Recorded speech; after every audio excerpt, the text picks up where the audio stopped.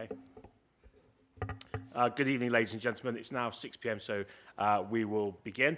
First of all, can I welcome you all to this evening's Planning Application Committee meeting. This is the first meeting of the municipal year. Before I start, just some general housekeeping to go through.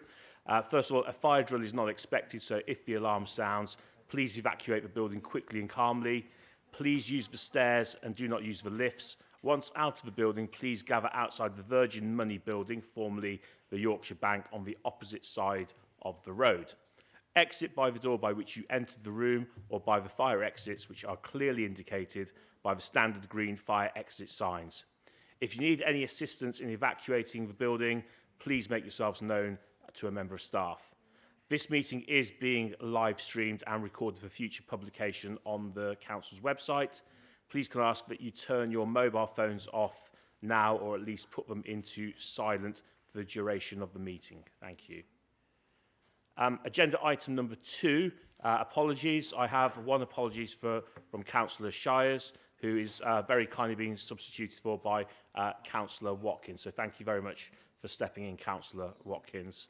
Item number 3 brings us to the minutes from a previous meeting, which is the 1st of March 2022.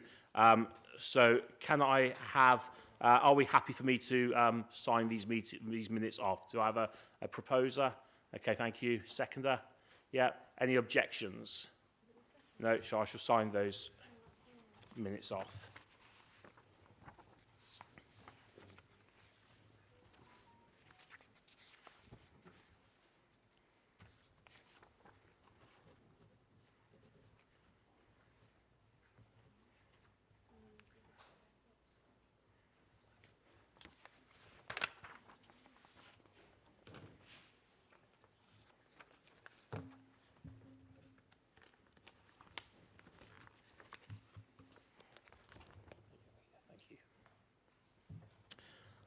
That brings us to item number 4, which is declarations of interest. So do any members of the Planning Application Committee tonight have any declarations or interests that are not included on the schedule? No? Okay. Thank you very much. And are there any declarations of contact?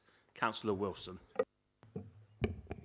Thank you, Chair. In relation to application number 1, Wilson's Lane, I have received a pack from one of the objectors. I think that's gone to most of the councillors on the committee. In relation to application number 3, Top Farm, again I have received representations from some objectors. I think that's also been similar for other members. But in addition, Chair, I was invited as leader of the council to a briefing by Warwickshire County Council. Unfortunately, that did not take place because it was cancelled due to officer availability. But as is my usual practice when receiving a briefing, I would have indicated that I'm a member of the Planning Committee and would give no indication as to how I would intend to vote. And in relation to application number 8, I did actually have a briefing with the agent on that one in my capacity as leader of the council. And as I mentioned before, as is my usual practice, I informed them that I'm a member of the Planning Committee and gave no indication as to how I intend to vote. Thank you, Chair. Thank you very much, Councillor Wilson. Are there any other members? No? Okay, in that case, that brings us on then to our first agenda item. We are, at the moment, just experiencing a few difficulties with getting the information up on the screen. So I will ask you to bear with us while we get that resolved. We're working on that at the moment.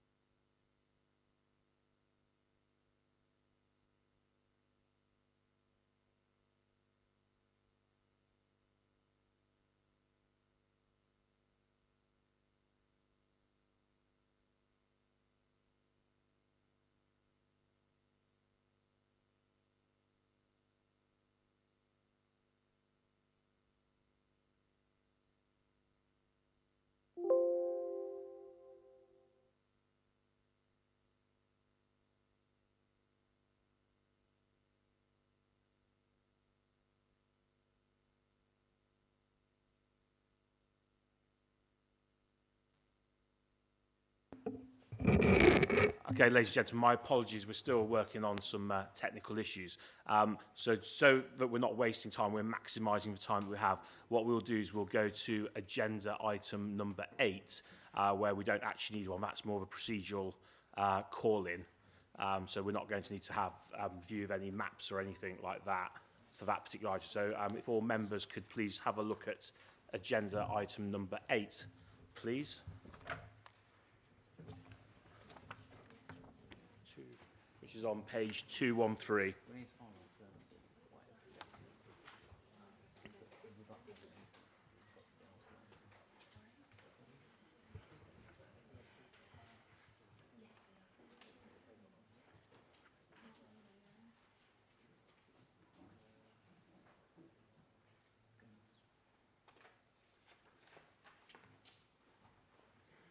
Okay, so what we have in front of us then for agenda item number 8 is we have a report which is from the Head of Planning and Building Control, and it's basically a member call-in procedure.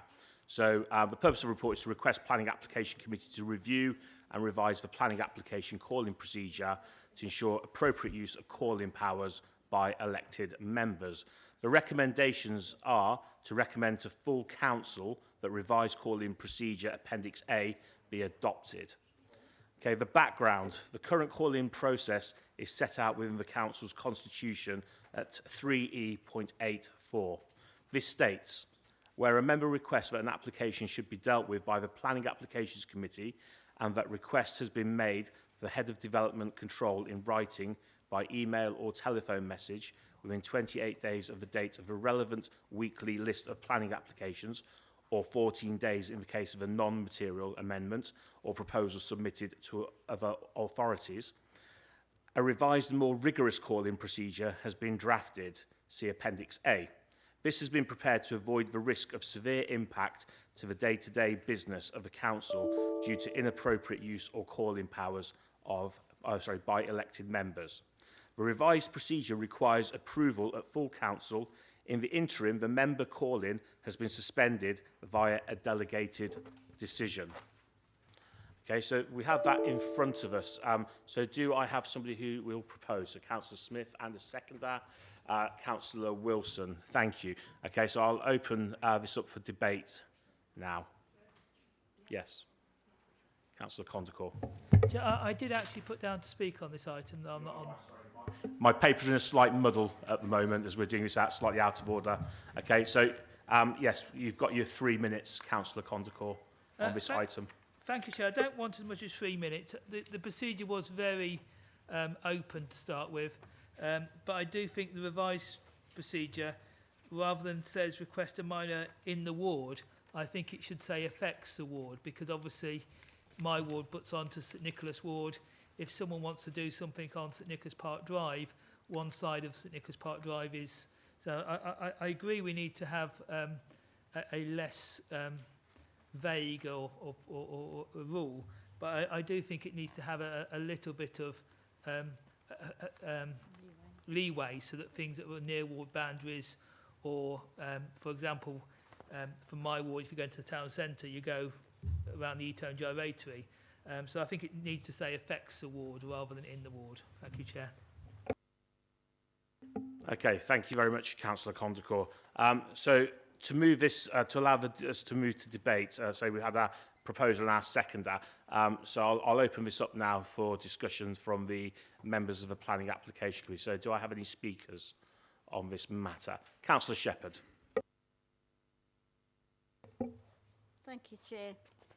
First of all, I've got real concern that this is here, and actually the use of saying due to inappropriate use of call-in powers by elected members. I've been on this committee a long time, and I certainly have never used call-in inappropriately, so I'm a little concerned about the reason it's being altered in the first place. I think if there's an issue from officers in terms of elected members using inappropriate call-in, we have a code of conduct for members, and that should be used. So I've got real concern over that. I can't understand why you're saying about the day-to-day business of the council, because actually this puts in another layer of paperwork for the officer than it does currently. So actually you're giving them a little bit more work to do.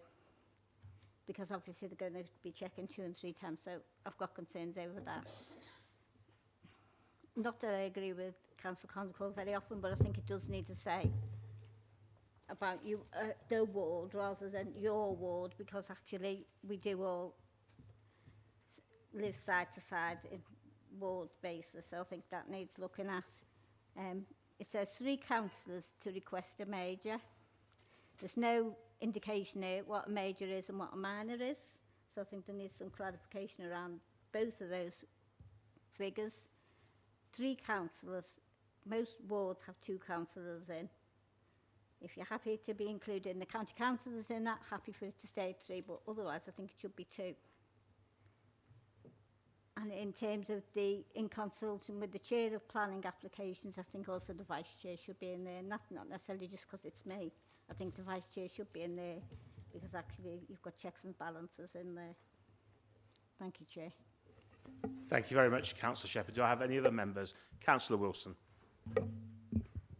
Thank you, Chair. I am fully happy to stand behind the recommendations as they are printed, and I think it might help members if I gave a background as to why this has actually been put before us. Because 2 weeks ago, a councillor on this authority decided to call in each and every single application on that week's planning list, regardless of any merit or the impact on the individuals concerned, or whether there was actually any cause for concern about the application. And there was a real and present danger, Chair, that that councillor would continue calling in each and every single planning application on each and every single planning list. That would quite literally bring the planning department to a standstill, mean that we would be in the position of having applications in danger of not being considered, going to the appeals on grounds of non-determination, that we would be at risk of having to pay costs to any appellant who would take us to the inspector. We would have no control over 106 requirements and contributions or any planning obligations, conditions that would be required. If you think about the length of time that each and every single application takes to get to committee, and it also requires an in-depth report, 12 from one list, then we had, I think it was close to 20 on last week's list. I think we're still waiting for this week's list. Within a month, you could have been looking at close to 60 applications all having to come to the committee when they wouldn't need to. It was quite simply, Chair, an abuse of a position. And I hate to say it, Chair, but that person who has caused the issue is Councillor Condacole. Because, and I can only assume it's out of spite because the rules meant that he didn't get a seat on the planning committee. So we have had to use the emergency powers of the Chief Executive, which I authorised as leader, Chair, because of the danger. The planning department is already under significant pressure. We have issues with recruitment and retention, which that councillor who called them in has criticised and actually caused concerns about on social media, saying that we are an unhelpful and nasty place to work for. And that is inappropriate, Chair. We have a number of applications, whether you like them or not, they have to be determined, and this would have snarled up the system. And also we have to consider the wider implications to the economy. There were people on there who were waiting just for permission to change a window, Chair, and that could have been delayed anything up to 2 or 3 months while it gets through the system. And that person has scrimped and saved to get their window or any alterations they want, and we all know that there are current issues in the current climate with the cost of living, and that also impacts on the actual traders, many of which would actually be small or medium enterprises who would be relying on that business, have them lined up, ready to get going for any appointments they had booked. Cabinet felt it was inappropriate to allow this to continue. I believe it is only right that we are elected as ward members, and I noticed that Councillor Condacole in his statement to the committee tonight said that you should expand it to those near and abutting. Well, I would ask, Chair, and if we look at application number 8 that we have, I think it's number 8. This is agenda item number 8. The application number 8, which is on Falklands Farm, that's in Wembrook. That's nowhere near Weddington. But Councillor Condacole has still called it in. So I would have severe reservations about that. I think it is appropriate that we are ward members for our own individual ward, and we should have and that right should be restricted to us without someone trying to interfere in the issues affecting our ward. If another person has a concern, they of course have a right to speak to that ward councillor. In answer to Councillor Shepherd's query about major or minor, those are defined by the department. We have statutory time limits in which to deal with major or minor applications, and it is envisaged that the same criteria would apply. So if it is defined by DLUC as a minor, then the ward councillor route would apply. If it is defined under the planning guidelines as a major application, then that one will apply. And I think 3 councillors for a major application is quite right, because major applications tend to be ones which have a significant impact in terms of bringing jobs and economy to our borough, which we know we are one of the lowest paid boroughs in Warwickshire, if not the country. So there has to be a balance, Chair. And if a councillor really does believe there is a significant impact, then they should use their powers of persuasion to get 2 other members of this authority on board to sign up to their call-in. And it has been replicated along the same lines as an overview and scrutiny call-in in terms of policy and procedure from Cabinet. And I can understand Councillor Shepherd's point of view about wanting the Vice Chair involved, but if we are replicating the call-in procedure for overview and scrutiny, there is no reference to the Vice Chair of a committee under overview and scrutiny. If the Chair, and that's yourself, Councillor Kovich, wishes to consult the Vice Chair, then that is at your discretion to do so. But ultimately, it is you and the officers who have to make the decision. I wish we didn't have to bring this report forward, Chair, but there was a gross abuse of the powers under the Constitution, which has affected each and every single councillor, but we have to protect our individual rights as councillors for our own wards, but also give some level of protection to the individual homeowner who might have actually scrimped and saved to get a small extension or change a window or something like that. And I think it's a fairer way to go forward and protect it from abuse, which we have quite clearly seen. Thank you, Chair. Thank you, Councillor Wilson. Does any other member wish to speak on this matter? No? Okay, I will echo actually a lot of what you said, Councillor Wilson, as well. I know the planning application committee, this doesn't just happen. There's a lot of hard work goes into putting together this meeting and to do all the paperwork, and we do have a very limited team of excellent planners. And this would actually put a lot of duress on that team to allow this to go forward. To allow the situation we had to continue. Also, it's really unfair on the residents. I completely concur with that. In terms of they would be waiting an inordinate amount of time and possibly feel that they would then need to turn up in front of us to put forward their case for what should be a relatively run-of-the-mill alteration. And that's not right either for them to have to put up with that. Equally, the same would apply for small businesses as well, doing something similar. So again, I feel that it's a shame that the member involved actually went down that road by actually doing the calling for every single item. It really is regrettable, because I think now, we had a system that works, and it worked on a sort of very much a trust basis to do the right thing. And sadly, I feel that there has also been an abuse of that power. So that's all I have to say on the matter. So if there's no further speakers, I will go straight to the vote. So all those in favour of the recommendation to move this to full council?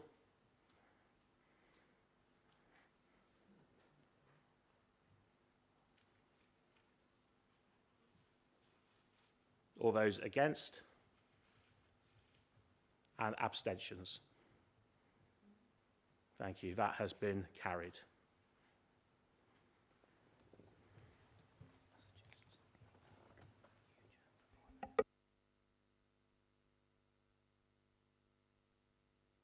Okay, we're still having some technical difficulties. Having just spoken to Ashley, we're going to adjourn the meeting for 5 minutes while we work out exactly where we are. So it's now coming up to past. If we can reconvene at 2:55, please.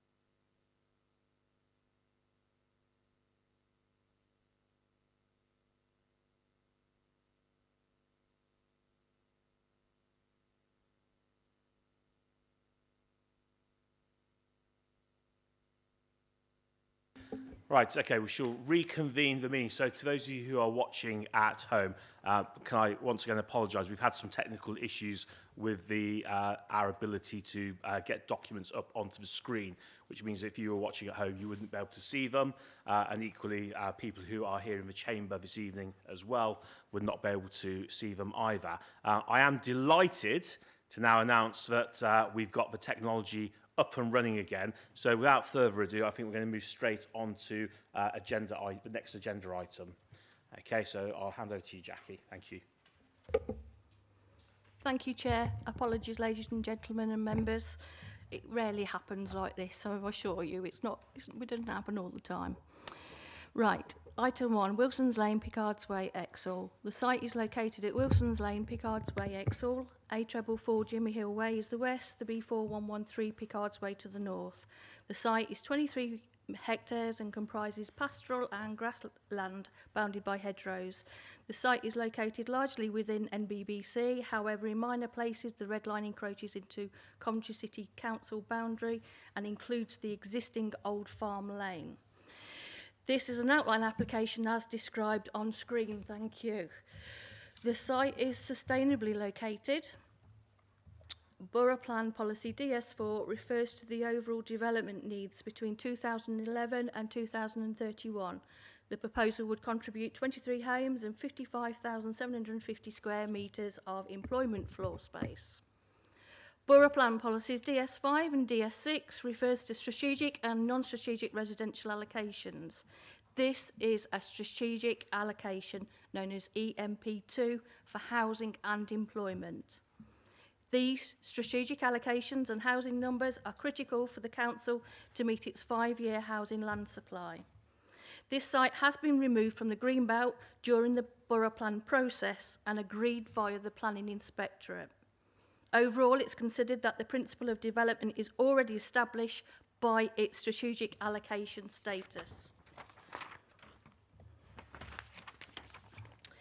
The EMP2 concept plan shows the area of employment, but with 2 areas for residential.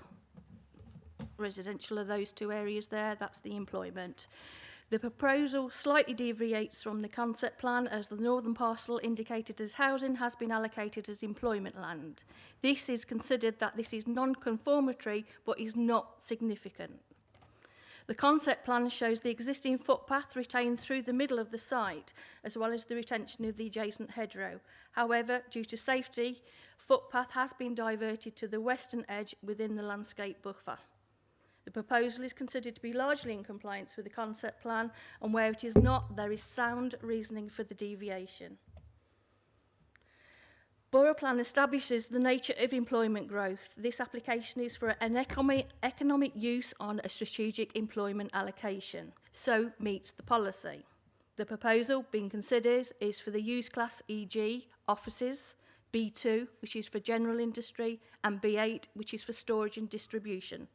All of these uses are within this EMP2 policy, and therefore refusal and any of these use types may be difficult to defend to appeal.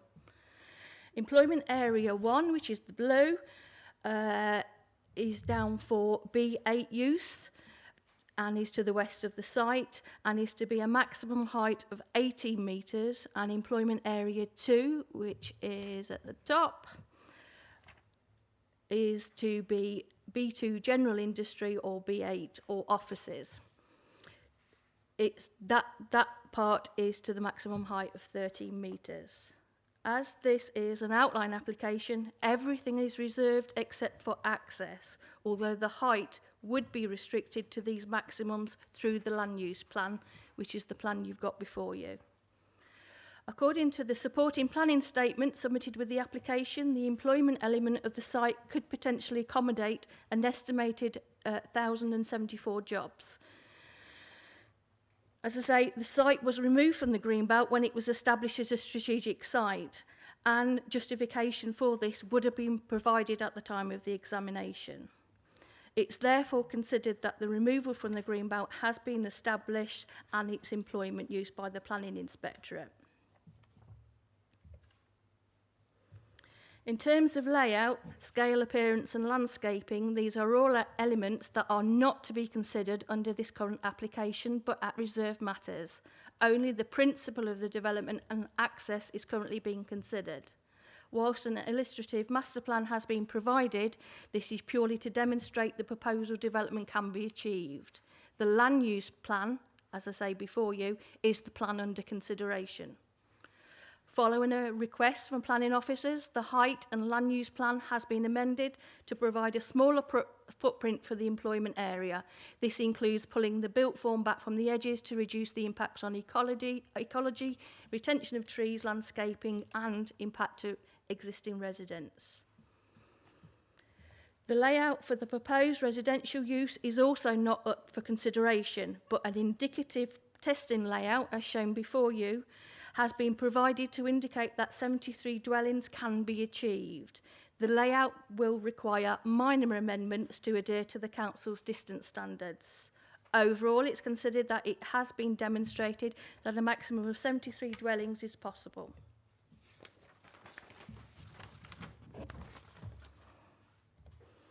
At the request of both councils, a young children's play area has been included within the site. It's down on there, and that is likely to be fixed.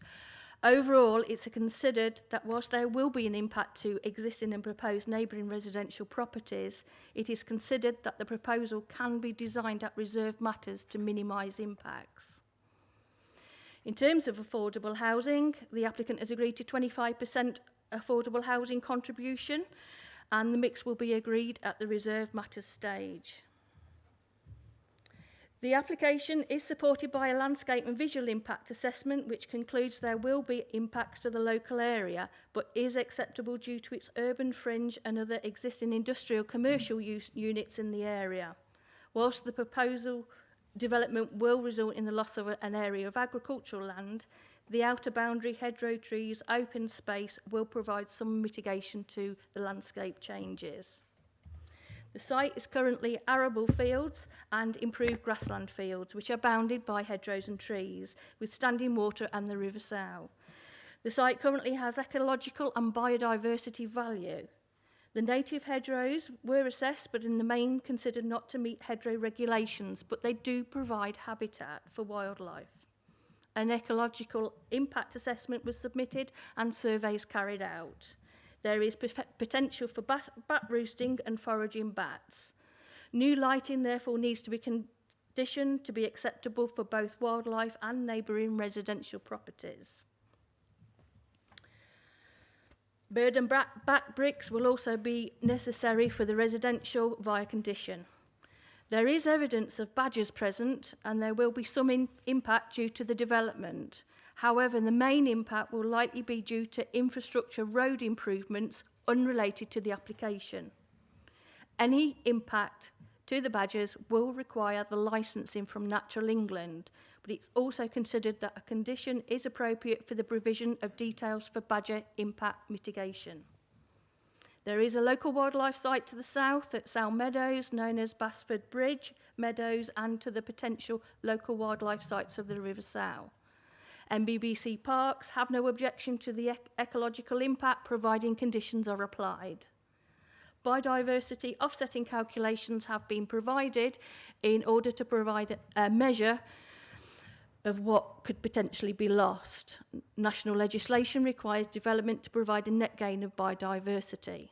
The ecological impact assessment confirms that net gains to biodiversity cannot be achieved solely within the site, despite amended plans. There will be an overall loss of 12.85 units of habitat. It has been agreed that part of this can be mitigated by improvements within the Sow Meadows local wildlife site and agreed by the requirement of a contribution of over £100,000 to NBBC via the legal agreement to be used in that area. The resultant net loss can also be accommodated within the borough by NVBC to the value of £425,000. It is not mandatory to use the local authority to do this offsetting, but the developer has the opportunity to use this if need be. One of the potential foul drain linkage is to the south and throughout the local wildlife site. It's the area shown in blue there. However, this is outside of the red line. It's only a potential connection shown and cannot be considered under this application. It is therefore considered that whilst there would be harm to the biodiversity on site, this could be mitigated as a last resort as required by the legislation. NBBC Parks requested a new off-site cycle route. The proposed route is marked in red versus the much longer existing path shown in yellow. This is not considered SIL compliant, but the applicant has agreed to pay. A large number of neighbour objections were received in relation to the proposal being detrimental to health and well-being due to the loss of open countryside, loss of views, and concerns that development would impact on noise and air quality. Objections led to an amended plan demonstrated that the loading areas and parking can be placed on the opposite side of the new buildings to the existing dwellings, and it is a recommended condition. NBBC planning officers and environmental health and Coventry City Council planning officers removed their objections subject to this condition, as well as conditions for acoustic fences, white noise reversing alarms to vehicles, submission of a noise assessment, details of an external plant, hours of construction, and no external storage near to the residential properties. Despite this, Coventry City Council Environmental Health, I must make that clear, have maintained their objection. The objections are described in more detail within the agenda. As stated, NBBC's Environmental Health have no such objections subject to the conditions as described. In terms of air quality, as the loading bays and parking are now to the opposite side of the employment buildings, it's considered that air quality is acceptable subject to conditions. In relation to contaminated land, the applicant submitted a ground conditions assessment report, and NBBC nor Coventry City Council have any objections in relation to contamination subject to conditions for a watching brief. Unexploded audience could be present, but this is outside of the planning remit and, if approved, would be added as an advisory note. In conclusion, it's considered that with the addition of conditions, any harm can be sufficiently mitigated to protect existing and future users. It is therefore considered that the development would not cause a significant level of harm. The access for the residential element of the application is off Old Farm Lane and will be a continuation of the existing carriageway within the demise of Coventry City Council. Neither Coventry City Council Highways or Warwickshire County Council Highways have any objection subject to conditions or 106 contributions and 278 agreements. In relation to the employment land, this is to be traffic light controlled from Pickard's Way and requires the loss of a lay-by. The proposal will require amendments to Longford Roundabout, which has been agreed with Warwickshire County Council Highways and Coventry City Council Highways, and also Highways England, subject to conditions and 106 contributions towards mitigation schemes and higher highway capacity improvements in the area and traffic regulation orders. The 106 will also include payment for bus services improvements. All the 106s are shown on your addendum. There are existing issues with Hgvs using Wilson's Lane. Part of the agreement is that new signage will be provided and speed reductions in Pickard's Way will be provided by the applicant.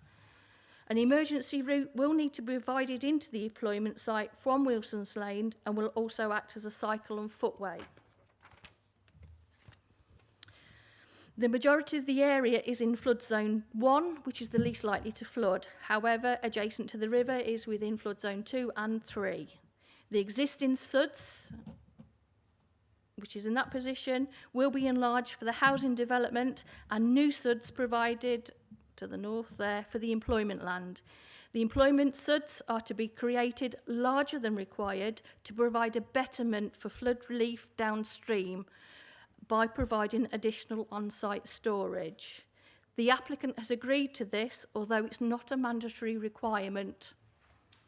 In conclusion, it's considered that with the conditions proposed, any potential impact on flood risk would be adequately mitigated and would actually provide a betterment for downstream, and is therefore consistent with national and local policies.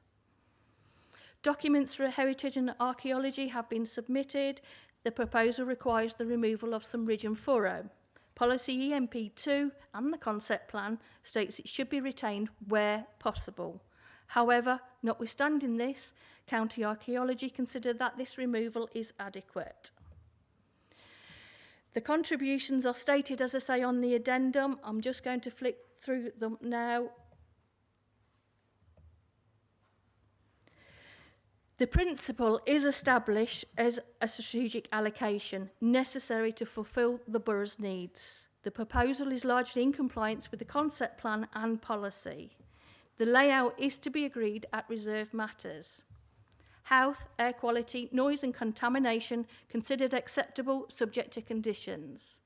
Contributions and work required for traffic infrastructure mitigation, and the land use plan and indicative master plan demonstrates that the proposal meets the broad principles required by the borough plan. The proposal will provide enhanced bus services, a local play area and flood mitigation for downstream. Recommendation is therefore one of approval, subject to conditions and the completion of a legal agreement. Both are set out in the addendum. Thank you, Chair. Thank you very much, Jackie, for the presentation. I now have a number of speakers on this matter, so I'll go with our first speaker, which is Councillor Brown.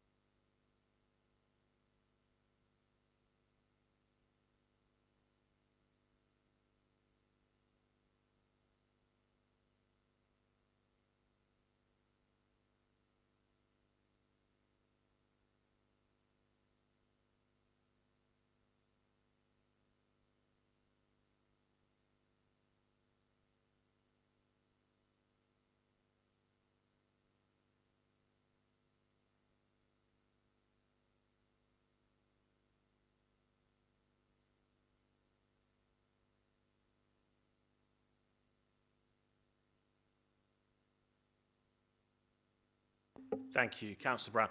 Are there any members who would like to seek any points of clarification on anything that Councillor Brown has said?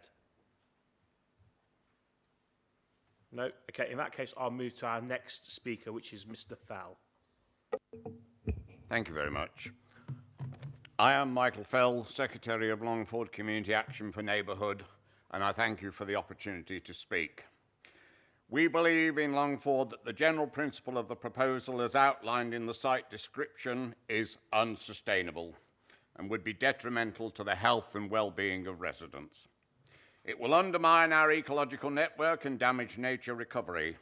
There would be biodiversity net loss, where most of the offsetting would be spent elsewhere. Without understanding the parking arrangements, how is it possible to determine whether the general principle of 50,000 square metres of B8 is sustainable? So for this reason, we believe that this application should be refused. How do we know there is sufficient parking space? How would parking link up with on-site circulation routes? Could insufficient parking undermine our area's green travel plan and our local joint economy? Could it hinder safe and efficient egress after major events at the Building Society Arena? Could traffic queues build up in residential areas while Hgvs wait to enter the various sites? Surely parking arrangements should be considered as part of access and fully addressed in accordance with Article 9 of the Town and Country Planning Order. The following are therefore fundamental and so must be provided for consideration at this outline access stage: a parking arrangement plan, a Hgv stacking plan, an overnight lorry parking plan with facilities for drivers, which is lacking everywhere in this great country of ours, details for the on-site drop-off and pick-up points, an alternative plan for when there are issues on the M6 or A444, and access arrangements for bus users. In April, the Fire Protection Officer stated, "The plans are not detailed enough to determine whether it meets access requirements." Has this been resolved? There is also a question mark over the on-site bus terminus. Where is the analysis of bus user movements within the area and its impact on road safety and noise nuisance? As it has the potential to dangerously obscure drivers' views of the Toucan crossing, should the railway bridge and embankment be considered as a safety issue? Why are there inconsistencies between documents? The plans for the Toucan crossing do not appear to include the proposed improvements to the Longford Roundabout. Will it have 2 lanes or 3? Mr. Fell, I'm sorry you've Thank gone you. over your allocated 3 minutes. So is there any summation final points you wish to make? No, that concludes what I wish to Thank talk you about. very much. Thank you. Our next speaker then, who's another objector, is Mr. Parr.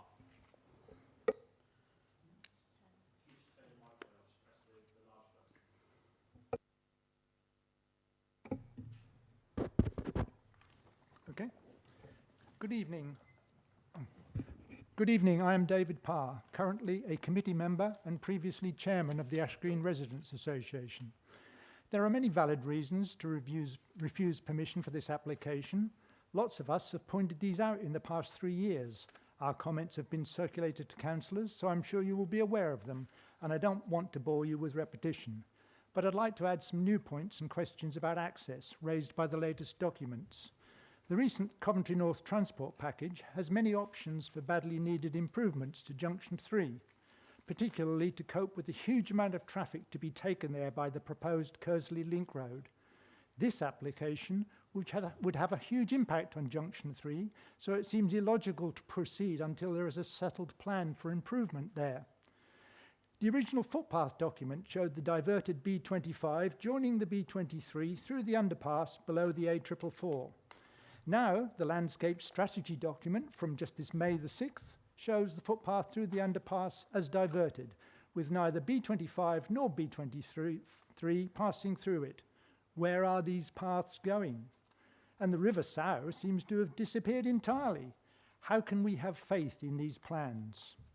There is a little of the site's planning history and previous refusals in the agenda, but I'd like to enlarge on that and the reasons for refusal.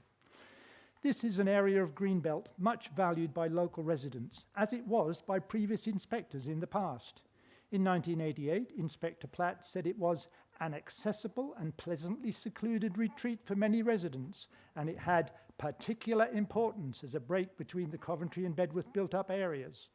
Inspector Lacey said he concurred with more than one inspector in the past who have remarked on the high amenity value of the area, even to the extent that it should be permanently safeguarded as Greenbelt.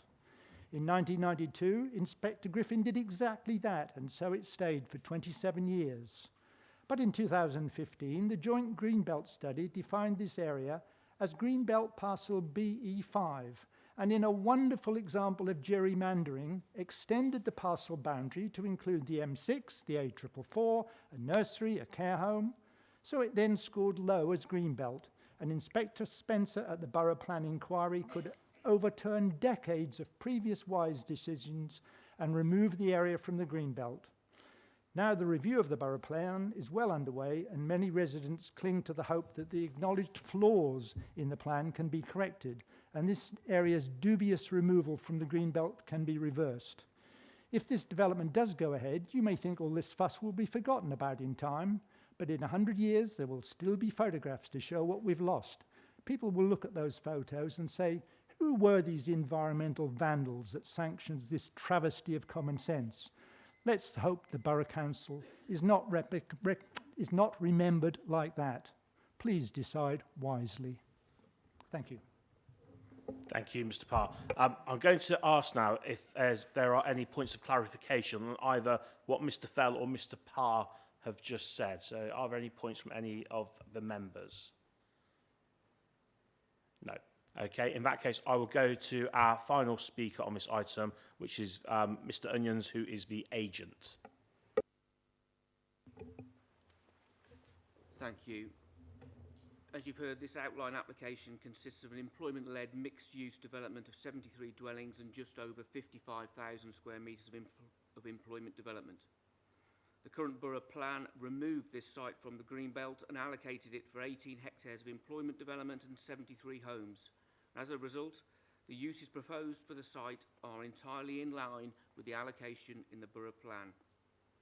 Since the submission of the application in July 2020, the application has been subject to a number of significant changes following discussions with officers to address issues raised by consultees and local residents.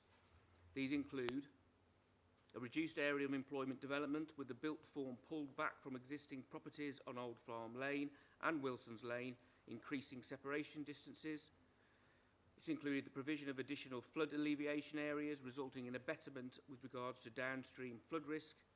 It's reduced the height of employment buildings from 24 metres to 18 metres and from 15 metres to 30 metres. Revised land modelling lowers the site and so reduces the vertical impact of buildings by a further 3.4 metres. The scheme would create new areas of public open space linked by circular new footpath routes which will be available to the local community as a new recreational area.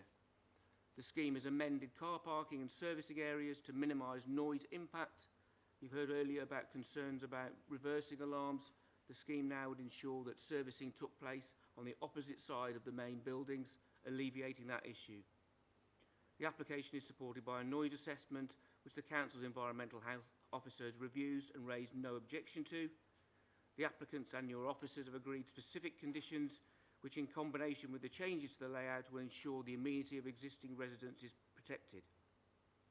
A substantial package of transport proposals or improvements are proposed to mitigate the impact of the proposal, and this includes over £500,000 towards the M6 Junction 3 interim improvement, over £380,000 for public transport improvements, along with various traffic light amendments, improvements to Pickard's Way, the Longford Road roundabout, and new pedestrian and cycle crossing points. These will all be delivered via 106 obligations, conditions and Section 278 agreement. In particular, the proposal will deliver 73 new homes with a policy-compliant 25% affordable housing component, along with new employment development capable of creating over 1,000 new jobs. It is entirely compliant with the Borough Plan. You've heard earlier about historic events concerning greenbelt loss, etc. This site has been looked at in detail, the examination of the local plan.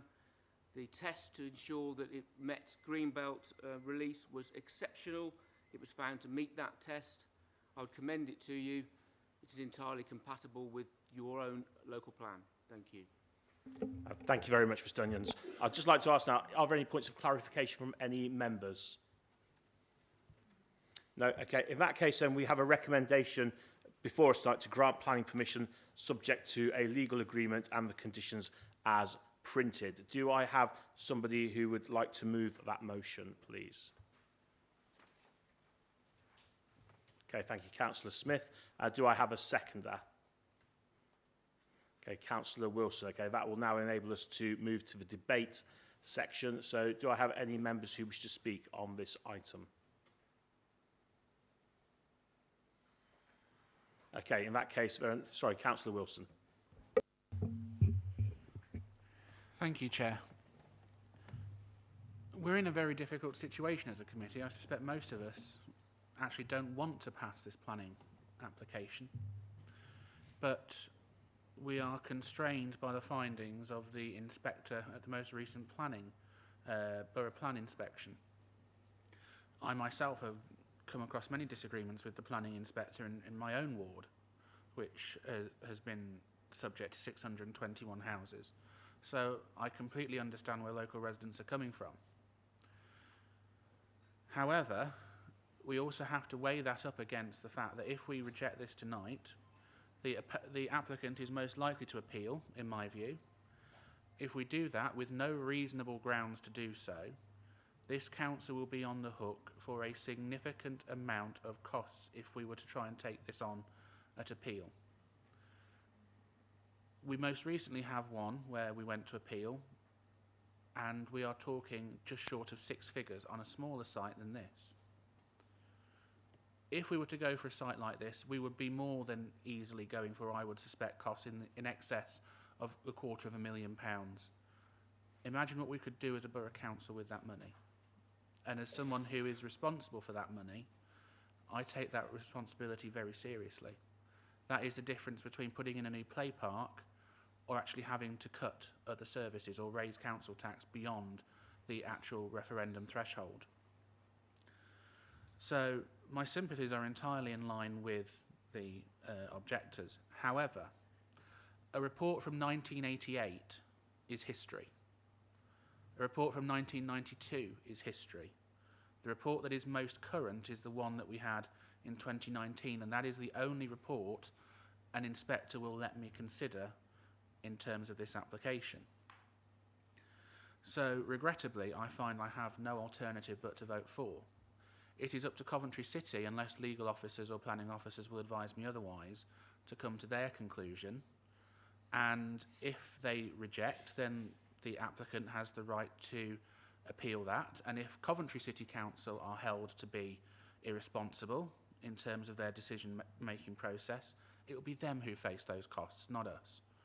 And that isn't something that I can put down. But what I must say, Chair, is yet again we have another application, I think we had one about 6 months ago, where one of the objectors is none other than Councillor George Duggins, Labour leader of Coventry City Council.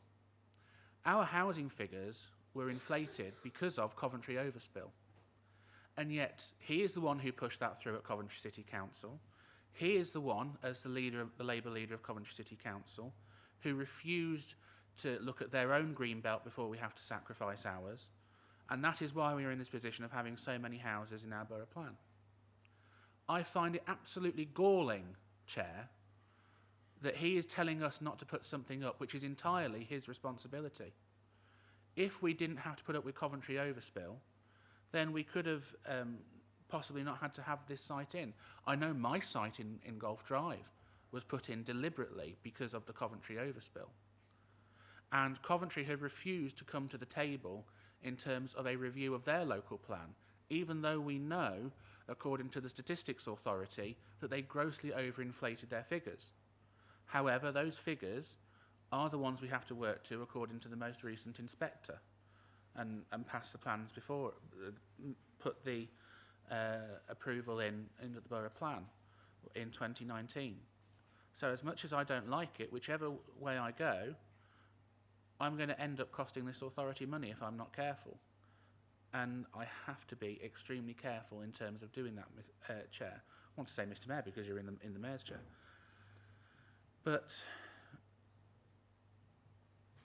the issue is, Chair, we cannot just do what we want. We have to follow a legal framework. That inspector, whether we like what he did or not, was sitting as a judge, effectively. Judges are independent. They aren't controlled by any one man or any Secretary of State.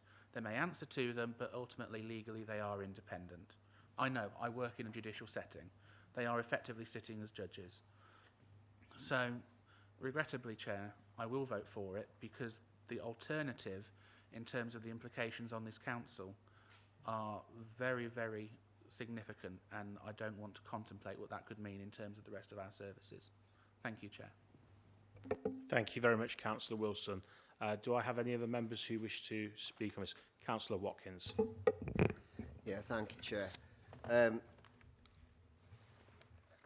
If this goes through tonight, I would just really ask the developer works with our strategic housing manager to try and tackle some of our numbers on the waiting list, because we've got something like 2,500 people on our waiting list. And I know that Jackie explained that the mix isn't decided yet, but unless we have a good working relationship with the developers that are coming to this borough, then we'll never get our waiting list down. So if this does go through, as long as that's a condition that the developer works with our strategic housing manager, then I'd be happy with that.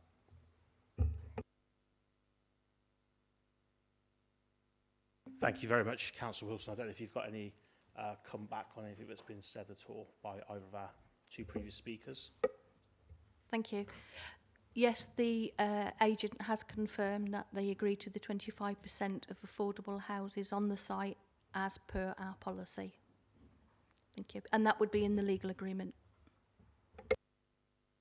Yeah, I've seen that. I'm just on about the mix, because our biggest need is one-bedroom apartments. So I was just wondering if the developer could work with our strategic housing manager to get the mix right.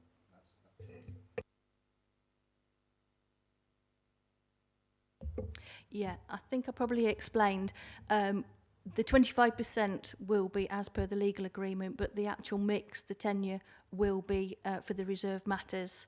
We will then consider at the time, the housing manager, what mix we require, and the developers will work with us normally to actually provide that mix. Thank you, Councillor Watkins. Does that answer your questions? Thank you. Any other members who wish to speak on this matter?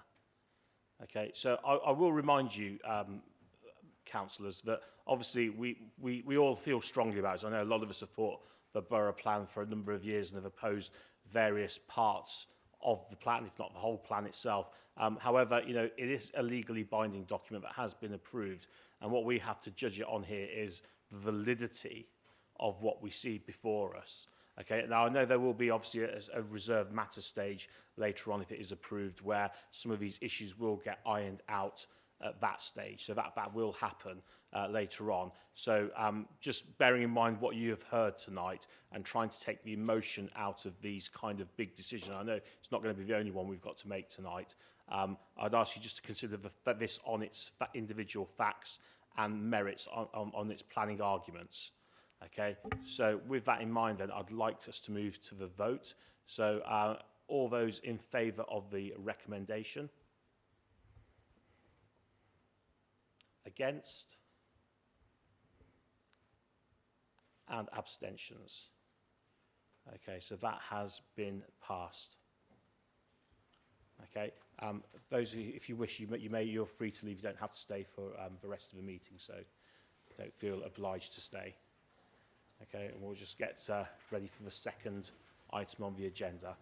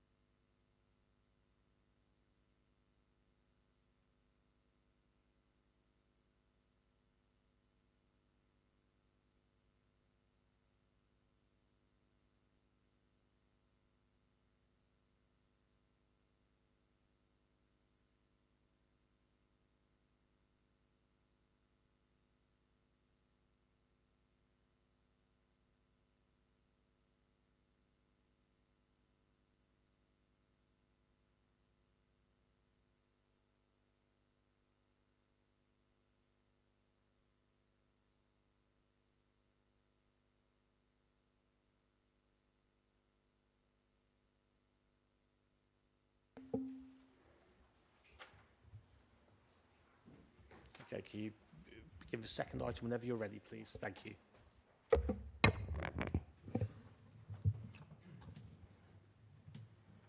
Okay, this application is an outline for the erection of 176 dwellings, open spaces and park provision, cycle and pedestrian routes, highway works, landscaping and associated infrastructure. This application is for phase 2 of the whole Hawkesbury site. The application previously proposed 296 dwellings, but following discussions with highways and further traffic modelling being undertaken, it has resulted in the reduction in the number of dwellings proposed to 176. A previous application on phase 1 of the site for the erection of 204 units, including site access, a community building, allotments, orchard, open spaces and park provision and cycle routes and landscaping has already been approved. The total number of dwellings across the whole site would be therefore 380. Objections have been received as detailed on the agenda, raising issues such as increased traffic, lack of school places and GP provision, impact on wildlife and ecology, loss of greenbelt land, noise, pollution, presence of mine shafts, increased overlooking and flooding. In terms of the principle of development, the site was previously in the greenbelt, was removed as part of the Borough plan.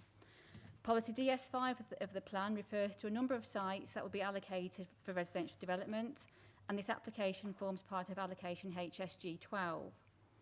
Under that allocation, there is provision for at least 380 dwellings. As I mentioned previously, this application is for phase 2 of the whole site for 176.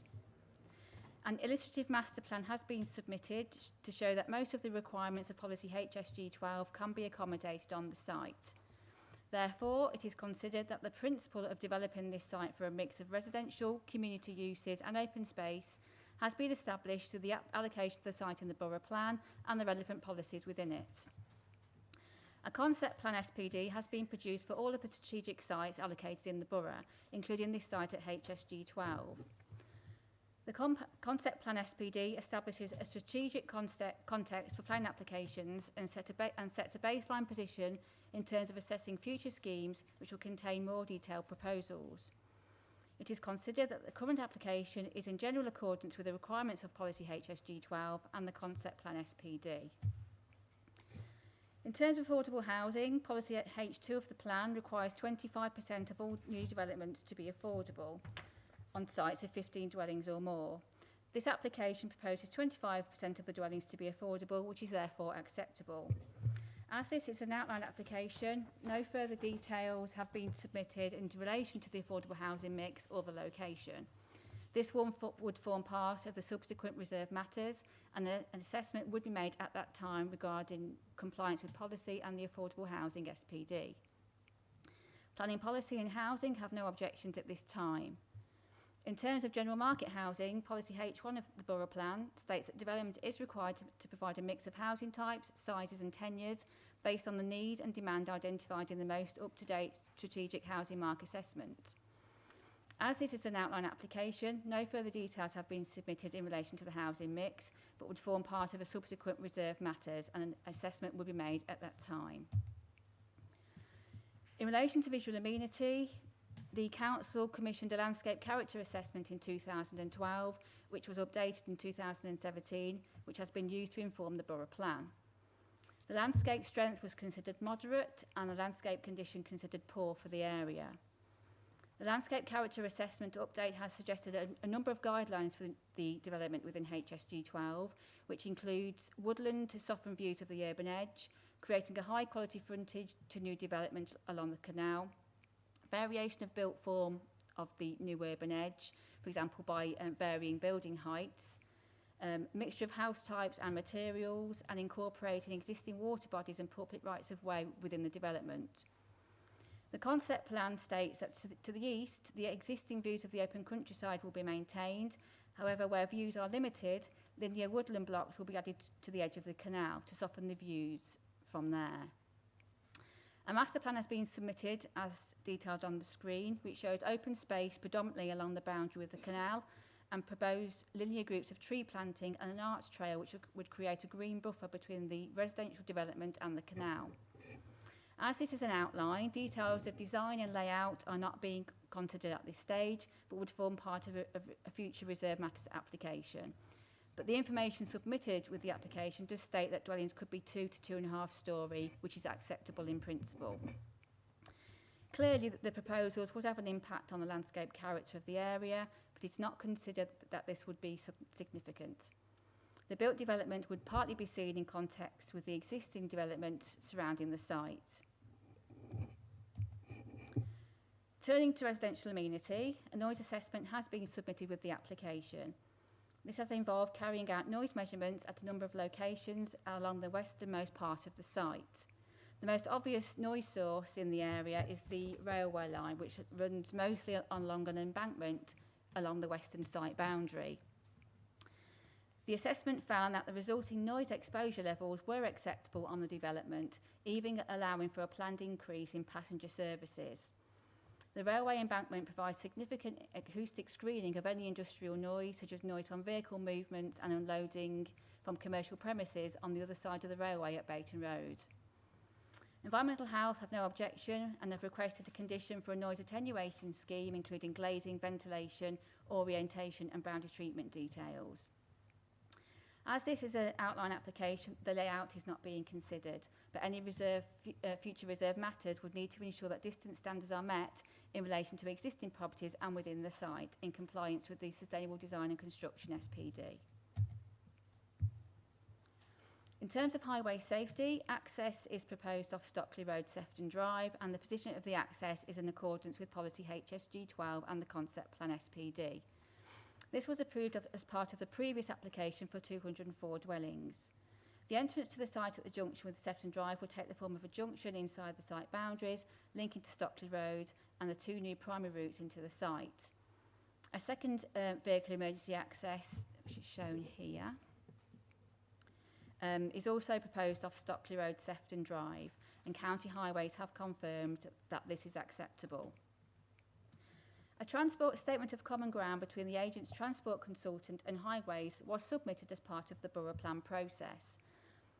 This statement detailed how Highways impacts were considered and also incorporated a detailed assessment that assessed both Highways capacity and barrier downtime impacts at the level crossing on Black Horse Road.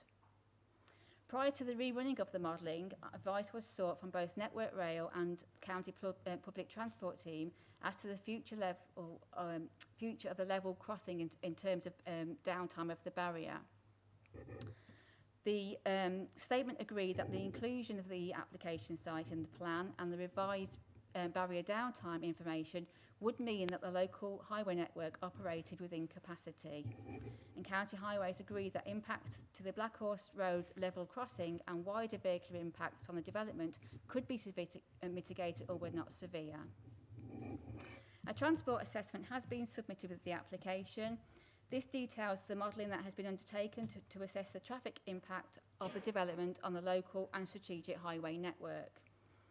This has included assessments of the level crossing on Black Horse Road, the Black Horse Road traffic signal junction, the Longford Road Oakmoor Road junction, and the School Lane Coventry Road junction, and also junction 3 of the M6. In relation to junction 3 of the M6, National Highways originally had concerns that the impact of this application and growth within the adopted borough plans would have an impact on the safe and efficient operation of the M6 junction 3. This concern focused on the M6 southbound off-slip, where the impact would result in queuing on the slip road and back onto the M6 main line. This raised safety concerns which required mitigation.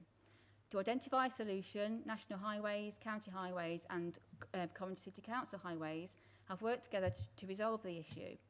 Consequently, a scheme known as the M6 Junction 3 Interim Scheme has been developed by Warwickshire County Council and will signalise the B4113 arm of the junction and provide widening of that approach as well as the additional stacking capacity.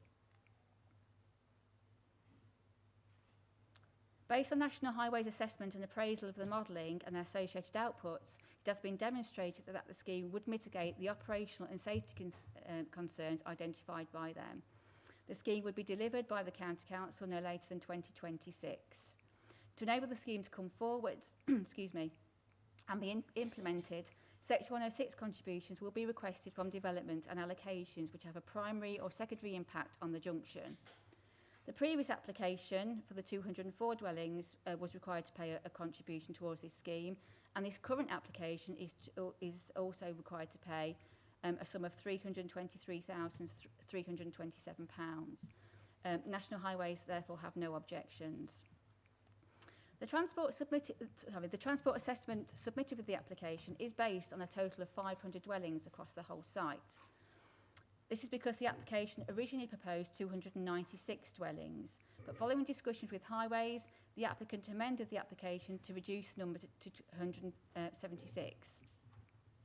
Following the approval of the full application for the 204 units, the total number would therefore be 380 across the whole site. County Highways have confirmed that the reduction in the number of dwellings proposed and the further modelling work undertaken has identified that the lower level of development is acceptable to them and are in line with those identified in the local plan scenario and is considered to be a robust assessment. County Highways have also confirmed that the modelling assessment considers the cumulative impact of the nearby Sutton Stop development and is applied in a manner which is likely to overestimate the impact on Black Horse Road. As with the previous full application, County Highways have requested improvements to the Hawkesby-Longford Road corridor, including the provision of a cycleway and junction mitigation schemes at the Bayton Road Industrial Estate access, Black Horse Road junction, Longford Road Roundabout and carriageway widening. These will be covered with a Section 106 contribution.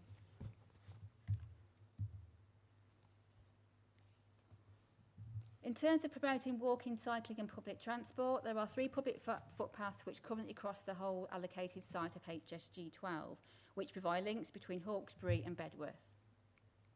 A range of schemes are proposed which would improve accessibility to and from the site by sustainable forms of transport and therefore reduce the reliance on the private car. A series of footpaths and cycleways are proposed within the site which would link into the existing highway network. These generally run north to south and east to west and provide key links to and through the proposed open space and link through to the northern part of the site through to the Miners' Welfare Park and Bedworth Town Centre beyond. A new footway cycleway to facilitate part of the missing section of the Sustrans Route 52, which provides a link between Hawkesbury and the town centre and the railway station, is also proposed. A bridge is also proposed over the Coventry Canal, which would link the application site with the towpath on the other side of the canal. Discussions have been held between the applicant, MBBC and the Canal and Rivers Trust regarding this. The Canal and Rivers Trust have no objections to the principle of a bridge, and further details of the bridge are secured through Condition 34. Parks have no objections to the proposals in terms of the provision of walking and cycling facilities. The site is also in close proximity to bus routes and the nearest bus stops are on Black Horse Road. The scheme also provides the opportunity for a circular bus route through the site. Policy TC3 of the Borough Plan states that any new development should be within 1.2 kilometre walking distance of a local centre, which this is, as it is within that distance of Coventry Road and School Lane centre. The policy also states that any new development should be within 8 metres driving time to a district centre. The nearest district centre within the borough is Borkington, which is approximately 9 minutes drive away. The site is also approximately 7 to 8 minutes drive from Bedworth Town Centre, and also in close proximity to the Arena Park shopping centre within Coventry City Council's area. In addition to the residential development on the site, a number of other uses are proposed in accordance with the requirements of Policy G12 and the concept plan. A community building, community orchard, allotments, BMX track and local park were provided as part of the previous full application on phase 1. This application proposes both formal and informal public open space, and the location of this has been influenced by existing features of the site. This includes a community park and arts trail. Parks team have stated that they have full general support for the application. Policy G12 requires the provision of a canal marina of up to 75 berths. This is the only requirement of the policy that is not being provided with this application. The application states that there's always been a long-standing intention to provide a marina as part of the development, which does relate back to previous appeal proposals. However, in preparing the application further, advice was sought from a marina consultant to assess whether a canal marina was actually needed. A marina demand study has been submitted with the application. The application also states that the Canal and Rivers Trust requested deletion of the reference to the marina proposals in their representations to the Borough Plan, as they recognise the difficulties of delivering a marina, and whilst it may be acceptable land use in planning terms, it would also need to obtain the necessary connection agreement with them. Other factors, such as availability of water resources, implications for safe navigation, other proposals elsewhere on the network, and cross-boundary proposals in other authority areas also needed to be considered. A canal marina can take a long time to deliver due to the complexity of the CRT consenting process. The Canal and Rivers Trust has been consulted on the application and have not raised any issues regarding the loss of the marina. The marina demand study identifies that since 2014, new marinas within a 20-mile radius of Hawkesbury Junction have collectively delivered nearly 1,000 berths into the local market. 3 of these marinas have opened since 2018, and the Manchester Marina, which is the closest one to the application site, opened recently in October 2020. Other canal marinas have been granted permission but not built, such as a site at Alderman's Green, which is immediately south of the junction, less than a mile from the application site. Excuse me. Planning policy have not objected to the loss of the marina. In lieu of the provision of a marina, discussions have been taking place between the applicant, MBBC and the CRT about alternative canal side enhancement, which include a bridge over the canal and additional canal side moorings along the site. The bridge would be built over the canal, linking the application site with the towpath. And details of the bridge and a trigger for when it should be provided are included under condition 34. Moorings are also proposed along the east embankment of the canal, and condition 35 has been added, requiring full details and a trigger for their provision. An upgrade of the towpath along Coventry Canal to a pedestrian cycle path between Hawkesbury Junction and the towpath alongside the northern boundary of the site is also proposed and is controlled through condition 36. It is proposed to also refurbish the existing boating facilities building at Sutton Stop to include a toilet, shower and washing facilities.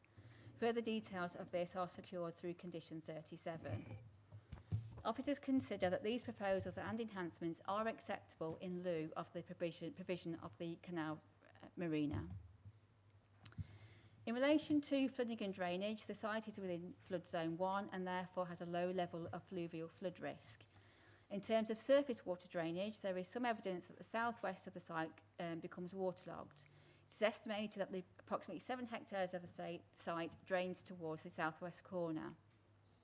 The proposed surface water drainage strategy makes use of existing site features, including the central watercourse and ponds, and a series of additional SUDS features are proposed throughout the site to manage surface water drainage. The County Flood Risk Management team have no objection subject to conditions. In terms of contamination and ground stability, an environmental assessment has been submitted with the application. Due to the site's coal mining history, a significant amount of prep work has been undertaken to understand the ground conditions of the site area. The assessment includes a coal mining report from the Coal Authority, which according to its records confirms that within 20 metres of the boundary there are 4 mine entries. This information was supplemented by further research which confirmed that 18 shafts have been recorded and 8 have been backfilled. Shaft records also confirm the location of the shafts, however they also confirm that the Coal Authority has no records of how these have been infilled or treated. Site works undertaken in summer 2019 comprised trial pitting, deep drilling and rotary drilling together with coal mine shaft probing and monitoring visits. All 18 coal shafts identified in the study were probed with the exception of 3 which were centred in the ponds on the site. However, these have still been probed around the outside of the existing ponds. The Coal Authority have no objection subject to conditions. In terms of contamination, the assessment identified elevated levels of contaminants and ground gases and subsequently proposed remediation. The Environmental Health team have no objection subject to the imposition of the standard contaminated land conditions. In relation to air quality, an air quality impact assessment has been submitted with the application. This assessment considers the impacts associated with the full allocated site of 500 homes and not just this current application in order to take into account the cumulative impacts of the whole site. It also takes into account other committed developments.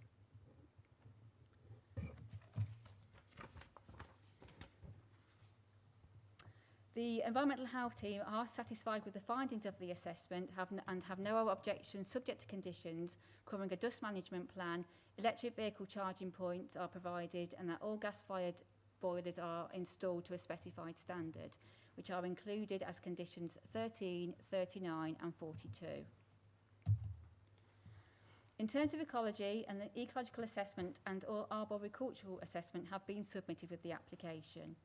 Habitat and species surveys have been undertaken for the whole allocation area and confirms that the entire site is not subject to any statutory ecological designations. A series of habitats and species surveys were commissioned, including badger, watervole, otter, reptiles, bats and great crested newts. A walkover field survey was undertaken to assess the habitats and flora of the site, which noted semi-improved grassland, tree groups and scattered trees, dense scrub and and other features. Other potential ecological habitats include 4 ponds and a drainage ditch. The species surveys indicated that there was no evidence of badger, watervole, otter or reptiles on the site. The majority of bat activity was noted to be in association with the central and northern ponds and eastern boundary canal corridor. A tree survey indicated that 5 had low bat roosting potential and 1 with moderate bat roosting potential. A total of 28 water bodies were identified within 500 metres of the development and 7 were assessed for their suitability to support breeding great crested newts. The pond to the east of the site was identified as having a small great crested newt population, and the report makes a number of recommendations for biodiversity mitigation and enhancement measures, which includes the installation of bat and bird boxes and native and scrub tree planting. The northern part of the site, which will be retained as open space, will assist in boosting the biodiversity of the site. In order to comply with the NPPF, biodiversity impact calculations have been carried out. Biodiversity is always treated in a sequential test, with avoidance being the preferred methodology, followed by mitigation first on site and then off site. The calculations show a net gain in biodiversity. The Parks team have requested a number of conditions which are included in numbers 14, 15, 16, 17, 18 and 32. In relation to archaeology, an archaeological assessment has been submitted with the application and has concluded that there are potential remains of buildings and industrial structures which are of a local importance on the site.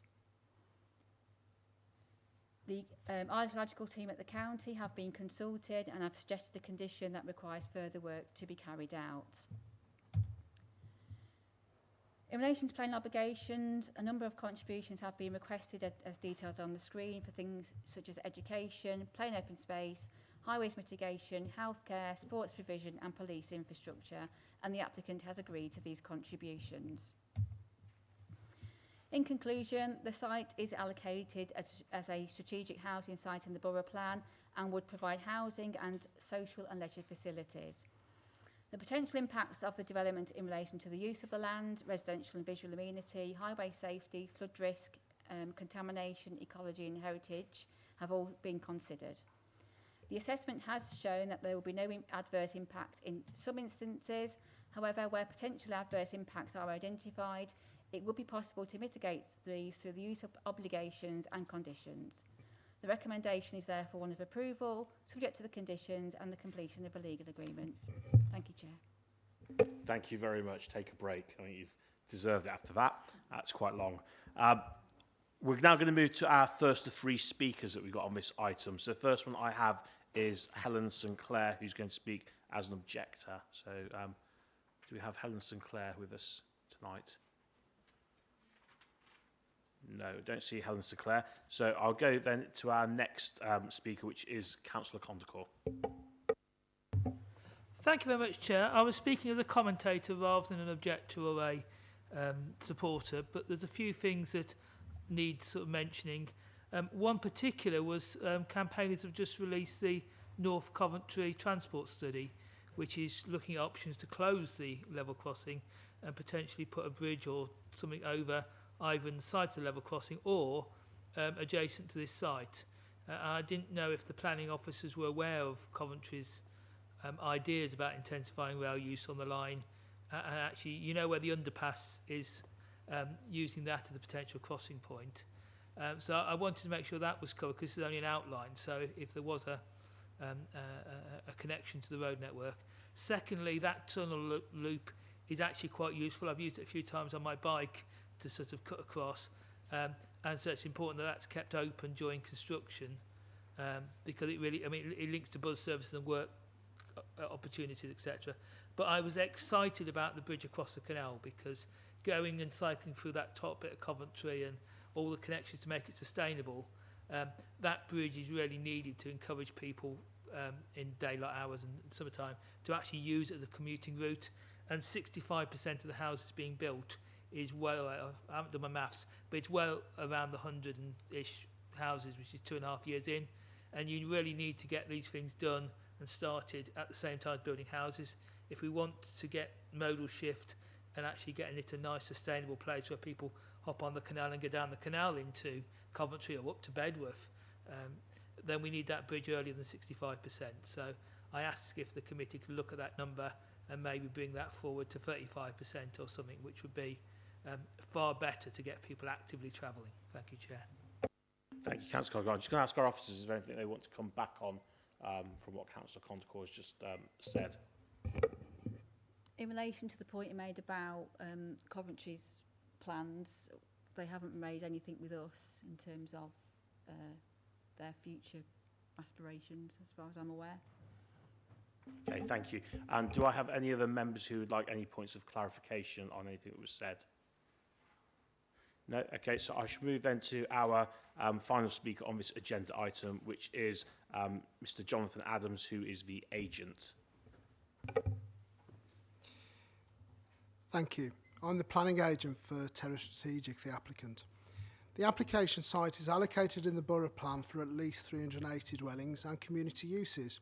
A full application for 204 dwellings and community uses in the west part of the site was granted last year and is now under construction. This application is for 176 dwellings and community uses in the east part of the site, making a total of 380 dwellings in accordance with the borough plan allocation.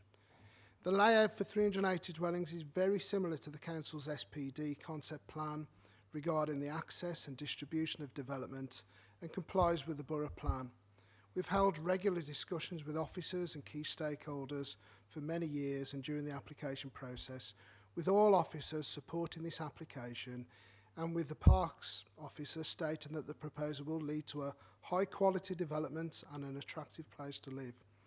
This application will deliver community benefits, including housing to meet the Borough Plan's housing requirement, large areas of formal and informal open space, community park including children's play areas and ball court, habitat enhancements including ponds, native tree planting and retention of the northern area's natural open space, biodiversity net gain, new and enhanced footpaths and cycle paths including resurfacing the Sustrans route along the east side of the canal side alongside the site. New foot and cycle bridge across the canal providing the missing link of the Sustrans route linking Bedworth and Coventry. New mooring posts along Coventry Canal near to the site to moor up to 90 boats, and the refurbished boaters facilities building at Sutton Stop. Over £3.6 million of Section 106 contributions towards education, highways, healthcare, infrastructure improvements, including highway capacity improvements and new cycle routes to enhance the site's connectivity. All officers and technical consultees support this proposal, including housing, highways, policy, education, planning and the Canals and Rivers Trust. Warwickshire Highway Authority and Highways England support the application. Highway officers have analysed the detailed traffic analysis that makes provision for both this site and all of the allocated sites in the Borough and Coventry and support the proposal. The site is a sustainable location with good access to Bedworth by foot, bicycle and bus. It's nearer to Bedworth Town Centre than any of the other strategic allocation sites to either Bedworth or Nuneaton Town Centres. I therefore respectfully ask that you resolve to approve this application. Thank you. Thank you very much, Mr. Adams. Do I have any member who needs any points of clarification? No? Okay, in that case, we will move straight to the recommendation in front of which is to grant planning permission, subject to the legal agreement and the conditions as printed. So, as always, to enable debate, I need a proposer and a seconder. So, do I have a proposer? Councillor Smith, thank you. Do I have a seconder? Councillor Wilson.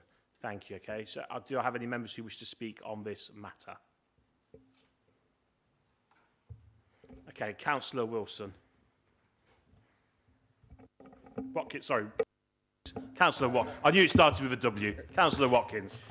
Yeah, thank you, Chair. Again, I'll sound like a bit of a broken record by the end of this because of the applications that we've got in front of us. But again, if the developer can work with the strategic housing manager, I know this is only outlined, but it is important that you understand this borough's needs. And the other thing is, I noticed on here that it says, and that all gas-fired boiler installations should be a specified standard.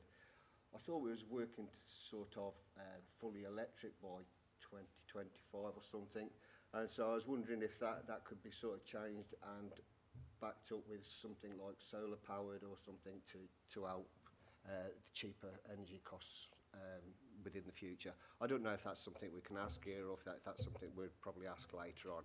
So they're just my couple of points. Thank you.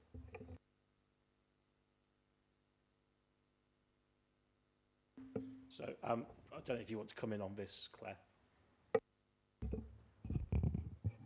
Yeah, in terms of Councillor Watkins' first point about working with housing, as Jackie mentioned in the first item, obviously the requirement is set out in the legal agreement, in the 106 agreement, and then the details of the tenure, types of units, size, etc. will come as part of the reserve matters, and that's where the negotiation and discussions can take place. In terms of the boiler installations, that is something that's required in our air quality SPD and requested through by Environmental Health as well. Okay, thank you. Councillor Watkins, does that answer your inquiry? Yeah, it does, Chair, but it doesn't really, because what I was looking for was to to phase out the gas-fired boilers and perhaps back that up with solar panels and greener energy, especially in the crisis that we've got at the minute. But if that's the answer, that's the answer. I mean, I think as with all these things, it will get dealt with at a later phase. This is obviously the outline of this, so it will get dealt with as we progress this, and I hope it's something you bring up again as a matter. Councillor Pandaher. Thank you, Chair. We are talking about the Hawkesbury, which is quite a bit different from the other development in the open area, because the Hawkesbury village is mostly, one side is very weak bridge, and on the other side is a railway crossing, which is nearly 16 or 17 minutes every per hour is down. So there is a problem on the access. And then the other highway safety and accessibility study, they say, access is proposed off Stockley Road and Sefton Drive. But we are talking about the access on the wider area, but only you can go there if there are weak bridges you can't pass through. And on the other side, Black Horse Road, that's down. Then how we can go to that access? That's we are talking about the wider side of the access point. And the other thing is this new corridor, contribution for the new corridor, that might affect more the M6 or Junction 3 area, but that won't solve the problem in the Hawkesbury village congestion on the Black Horse Road. And the same on the Black Horse Road, one side only got a footpath, on the other side there's no footpath. And the footpath is not wide enough so that if somebody with a pushchair coming from one side on the other side, that won't pass through until they have to go onto the road. So they have to propose, there was 750 houses before, and then they keep on adding, now is 1,034, then another 176 will be 1,200. But they never thought about any like schools near the area. And when they have done this study, they said Foxford School and Cedar School, Foxford School and the Grange School, they are in the catchment area, which they are not on the borough plan. They never mention Cedar School, Ash Green School. They are quite far, 2 or 3 times far longer than the walking distance. And now even in this, they mention the city centre is less than 1,200 meter. But they never said anything in the plan. Where is the dentist? Where is the health center? Where the Ashcan school is? How far? Because they are quite far away from the center. That's why they didn't mention in the report. So the things on the report is which are favorable for the development, not favorable for the people of the residents of that Hawkesbury village. That's all. Thank you. Thank you, Councillor Panther. I'll just ask officers to say if they want to come back on. Thank you, Chair. I just want to come in on 2 points. So, in response to Councillor Pandaher's questions, and Claire may wish to add, a lot of those relate to infrastructure. So you'll see within the committee report there's a raft of obligations that have been agreed, and then when we've assessed the case officers work with infrastructure providers, and that's either helped to shape the application that's come forward or there's a contribution. But in effect, what we're saying to the committee is all of those different infrastructure issues either mitigated through the scheme or there's a contribution. So therefore, there isn't anything in terms of concerns that we do not feel are mitigated on the infrastructure element. I just want to clarify one point on the condition, Councillor Watkins. So the point is that we've got a condition within this scheme. It's not reasonable for us to go above and beyond that at this point in time. Obviously, there's a plan review being undertaken. That's really the course of action in terms of looking for added value. But at this moment in time, we can't go above and beyond what we're already asking. That's the advice from officers. Is there anything you want to add, Claire? Okay, thank you very much. Do I have any other members who wish to speak? Councillor Hartshorn. Thank you, Chair. This point I'm going to raise just relates back to infrastructure. Again, it's a different point. I noticed that the site is actually a bit like Atherstone was 100 years ago. It's locked into place. But there is a roundabout on the Bayton Road Industrial Estate, which leads to a railway bridge that comes into that, I believe what's currently a cycle path, footpath. Has the developer looked at any potential to maybe improve that facility for access, say emergency access, or make it wider so that it could be potentially used as a sort of northern access route for residents? So I was just wondering if that was a point that had been considered by the developer at all. Yeah, thank you, Councillor. I'm not sure that they have to answer that at this stage, but I mean, obviously, if you would like to comment on it, you are more than welcome to. If you don't feel that it's appropriate at this stage, then obviously you don't have to either. Thank you. I think you're talking about the link from Bayton Road Industrial Estate into the west side of the site. It's an underpass that goes under the railway embankment.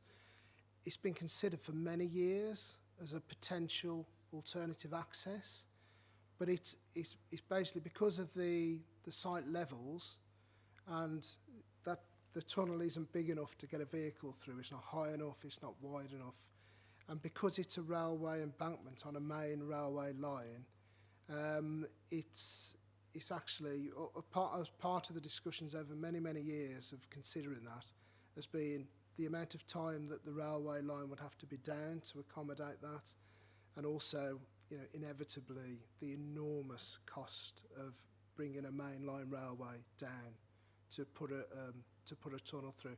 But one of the main reasons is it's the site levels difference, and actually a link road couldn't just be pushed through the railway embankment. It would have to push up through the railway embankment. It just isn't feasible to do it. Thank you. Okay, thank you very much for your response there. Do I have any other members? Yeah, Councillor Markham. Thank you. It's just a comment, really. There's already part of it being built in Stockley Road, which is part of the same development, and we've had nothing but trouble with the mud on the road. We've been out 5, 6, 7, 8 times. County Highways have been out to speak to them about it. They're supposed to have had a truck to clean it up and everything, and they haven't had, and a wheel wash. If we can just make sure that if it does get passed, that this time we're not going to have the same problems as we're already getting, please. Okay, thank you, Councillor Markham. That is duly noted. Councillor Hammersley. I need a bathroom break. Okay, do I have any other speakers? We are just going to, I think, go to possibly the vote, so if you could hang on a few seconds. Sorry, you are free to go if it's really urgent. All those in favour of the proposal?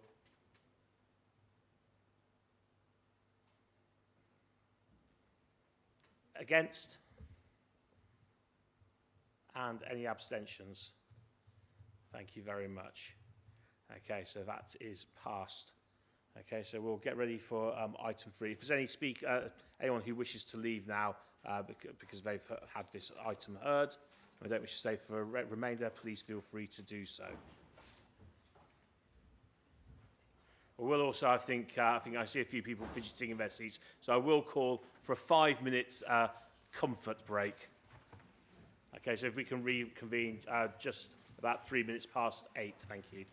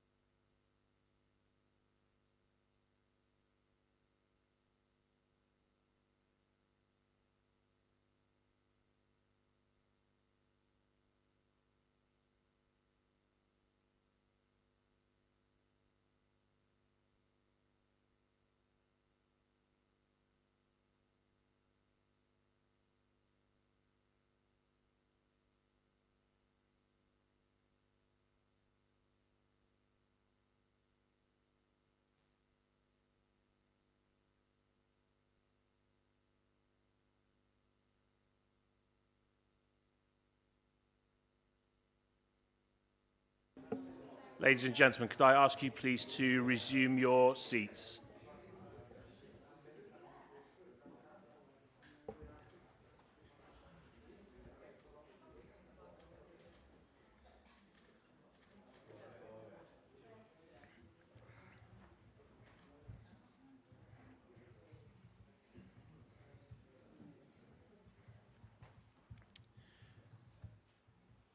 Okay, we do have a lot more items that we need to try and get through this evening, and I'm conscious of the time and the fact, although for the public this meeting started at 6 p.m, for councillors it actually and for officers it started at 5:30 because we had a confidential item to deal with.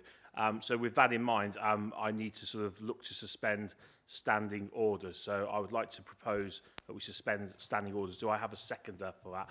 Thank you, Councillor Smith. All those in favour of suspending standing orders so we can try and get through as much of the meeting as possible? Okay. All those against? Abstentions? Thank you, noted. That's carried. So we will move to suspend standing orders. Okay, we'll now move on to our next agenda item. Thank you, Chair. This is an outline application for the construction of up to 1,700 dwellings, including affordable housing, a mixed-use district centre with a range of retail and community uses, a primary school and land safeguarded for a secondary school, green infrastructure, public open space, allotments and enhanced pedestrian and cycle links. Objections have been received as detailed on the agenda. In terms of the principle of development, Policy DS5 of the Borough Plan refers to a number of sites that will be allocated for residential development, and this site forms part of allocation HSG1. Policy HSG1 sets out that this strategic housing site will be developed for a mix of residential, schools, local centres and community uses.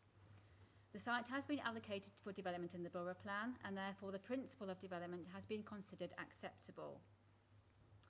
The full details, such as layout and the design of the site, will form part of any subsequent reserve matters if an outline application is approved. An illustrative master plan and other supporting documentation have been submitted at this stage to show that the requirements of Policy HSG1 can be accommodated on the site. Therefore, it is considered that the principle of developing this site for a mix of residential, schools and community uses and open space has been established with the allocation of the site in the Borough Plan. In relation to affordable housing, Policy H2 of the Borough Plan requires 25% of all new developments to be affordable on sites of 15 dwellings or more. This has been agreed by the applicant and will be included in a Section 106 agreement. The housing team have requested that the affordable housing should be dispersed across the development to encourage tenure mix on the site. The mix and location of the affordable housing will be determined at the reserve matters stage. In relation to visual amenity, the Borough Council commissioned a landscape character assessment in 2012, which was updated in 2017 and have been used to inform the Borough Plan. The assessment points out that parts of the site are already influenced by neighbouring residential development and roads, and the moderate low visual prominent judgment, particularly from the north and west, means there is a moderate high landscape capacity and scope for mitigation. Landscape treatment on the northern edge of the site is particularly important, as this will have the greatest effect of the setting to Nuneaton's northern edge. It is considered that the parcel has the ability to accommodate development up to its high point at Top Farm. The assessment suggests recommendations for site planning, building form and landscape mitigation if the site was taken forward to the Borough Plan. These include retaining and maximising the width of the farmland buffer between the HSG1 allocation and the A5, reducing the prominence of the existing urban edges by retaining and reinforcing hedgerows and hedgerow trees, variation of the built form to create attractive and high quality settlement, and an average density of approximately 35 dwellings per hectare. These recommendations have been carried forward into Policy HSG1. Whilst layout, scale and design would be considered at the reserve matters stage, an illustrative master plan and parameters plan have been submitted with the application. These show potential building heights of 2-storey towards the north of the site, 2.5-storey along the eastern, western and part southern boundaries, with only 3-storey development mostly within the central part of the site. Density is indicated to be lower towards the edges of the site, with higher densities within the central part. The application indicates the average density would be 35 dwellings per hectare.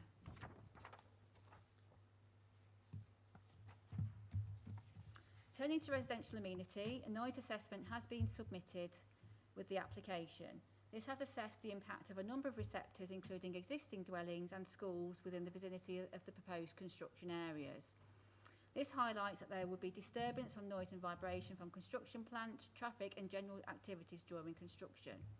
However, the impact would not be significant, as the assessment demonstrates that the daytime noise levels would not be exceeded.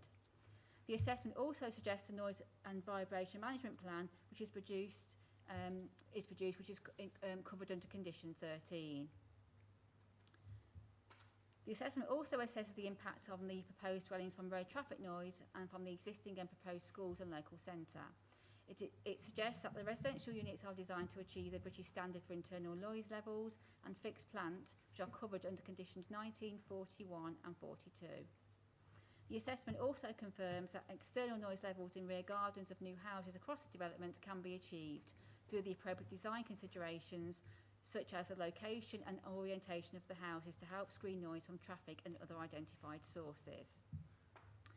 The Environmental Health team are satisfied with the findings of the assessment and therefore have no objection subject to conditions. The matter of access is being considered at this stage. The site is proposed to be accessed from Heigham Lane by 3 accesses. The principal vehicle access of Heigham Lane would be in the form of a signal control junction to the north of Milby Drive. This would access a link road which would run east-west and join a further vehicle access proposed on the western boundary to connect to the Weddington Road via the Taylor Wimpey development at Lower Farm. This link road is intended to serve as a component part of a wider northern distributor road required as part of the Borough Plan. 2 other main site accesses are proposed off Heigham Lane. The southern access is proposed to have a standard roundabout. The middle access was originally to have a mini roundabout, but design standards no longer permit junctions to be mini roundabouts, and therefore it is likely to be a junction similar to that proposed at the south. Condition 44 has been added for full details of the access to be submitted. County Highways have assessed the proposed access arrangements and have no objection subject to conditions, subject to such as the timings of the provision of the accesses and the Northern Link Road. A transport assessment has been submitted with the application. This details the modelling that has been undertaken to assess the traffic impact of the development on the local highway network. The County Highway Strategic Traffic Model has been used to identify any significant impacts to an analysis of the queue length and journey time increases generated as a result of the development. For the proposed site accesses, the local plan model was used to test whether the proposed access designs could accommodate the expected traffic increase as a result of the Borough Plan implementation. The strategic modelling revealed no significant issues at the proposed junctions, which was further confirmed through the use of standalone modelling. In terms of the impact on the existing network, the strategic modelling revealed significant impacts at 3 junctions: the A5 Heigham Lane roundabout, the long shoot A5 signal control junction, and the Heigham Lane A47 roundabout. As a result, further standalone modelling was conducted at each of the junctions to determine whether or not there were any specific capacity issues. For the A5 Heigham Lane roundabout, the standalone modelling indicated no significant issues. In relation to the long shoot A5 signal controlled junction, the standalone modelling indicated that the junction is expected to exceed capacity both without and with the development, with the former exacerbated by the latter. But this is largely attributed to the fact that the junction is already exceeding capacity. There was a previous scheme for the dualling of the A5, but it has been confirmed by National Highways that the scheme will no longer be going ahead. As a result, County Highways commissioned further parametrics modelling to work in order to assess the impact that the absence of the scheme is forecast to have. This modelling showed that the effects would be localised, however there are likely to be additional queues and delays during the AM peak on the A5 eastbound and the long shoot northbound. No significant adverse impacts were identified elsewhere on the local network as a result of the removal of the dualling scheme from the model. As the A5 long shoot junction is on the edge of the panoramics model area, County Highways held discussions with National Highways and the applicant's agents over the use of the Vision model for the A5 long shoot Dodwells network. This model was considered to cover a large part of the strategic road network and would ensure that the potential for additional queues and delays as a result of the development traffic was assessed. The update that was required to the model was scoped with the county's transport planning team, and the updated model agreed to be acceptable. The model was run for a 2031 reference case scenario, which used the latest published housing trajectory, with a development 1 scenario with 1,020 dwellings, schools and district centre, and a with development scenario number 2 with 1,700 dwellings, schools and district centre.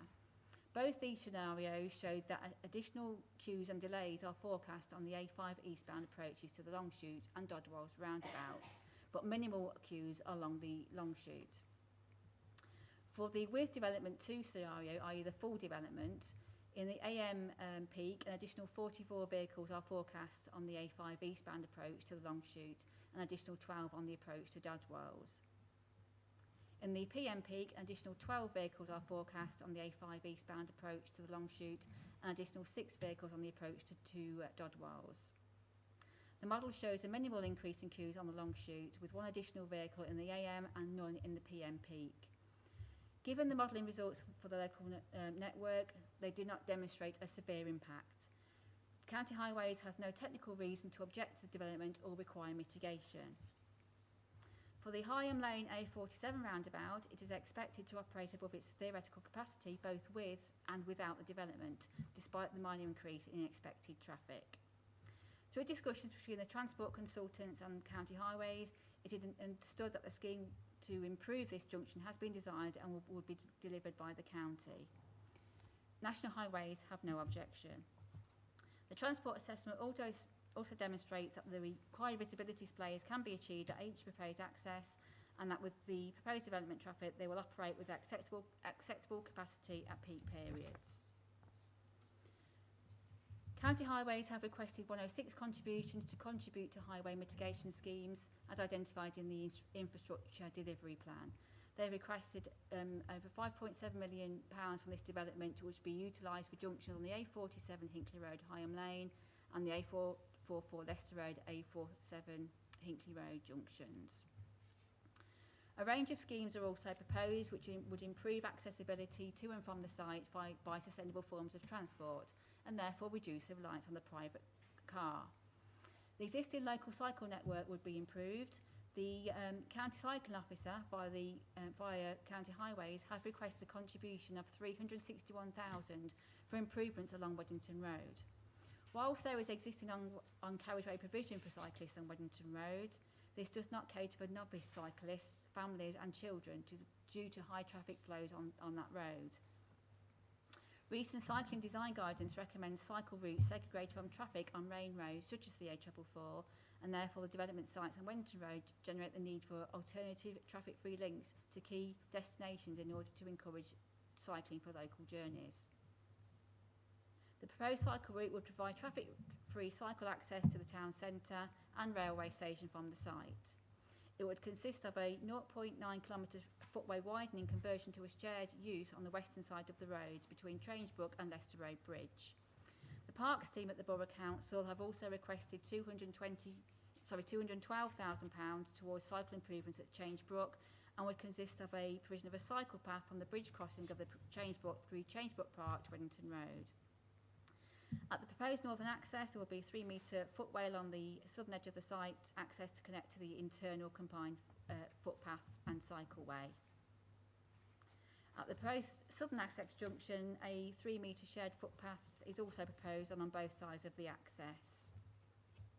New footpath and cycle routes will be created throughout the site and will connect into existing and proposed routes into the wider area. Condition 21 has been added that details shall be submitted showing the routes of all cycle paths and footways running through the site, their width, and that all cycle paths shall be finished in tarmac. There is an existing public right-of-way that crosses the northern part of the site in a west-east direction, which connects Weddington Road Growfields to Heimlin. This would be retained, but its alignment may need to be legally diverted.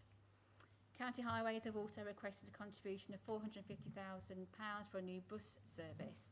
The bus service would pass through the development, linking both Hinckley and Nuneaton town centres. The service would operate between 7 a.m. and 7 p.m. Monday to Fridays and 8 a.m. till 6 p.m. on Saturdays. The frequency would be a minimum of every 30 minutes. In addition to the residential development on the site, a mixed-use district centre is proposed. The exact uses will be determined at reserve matters stage.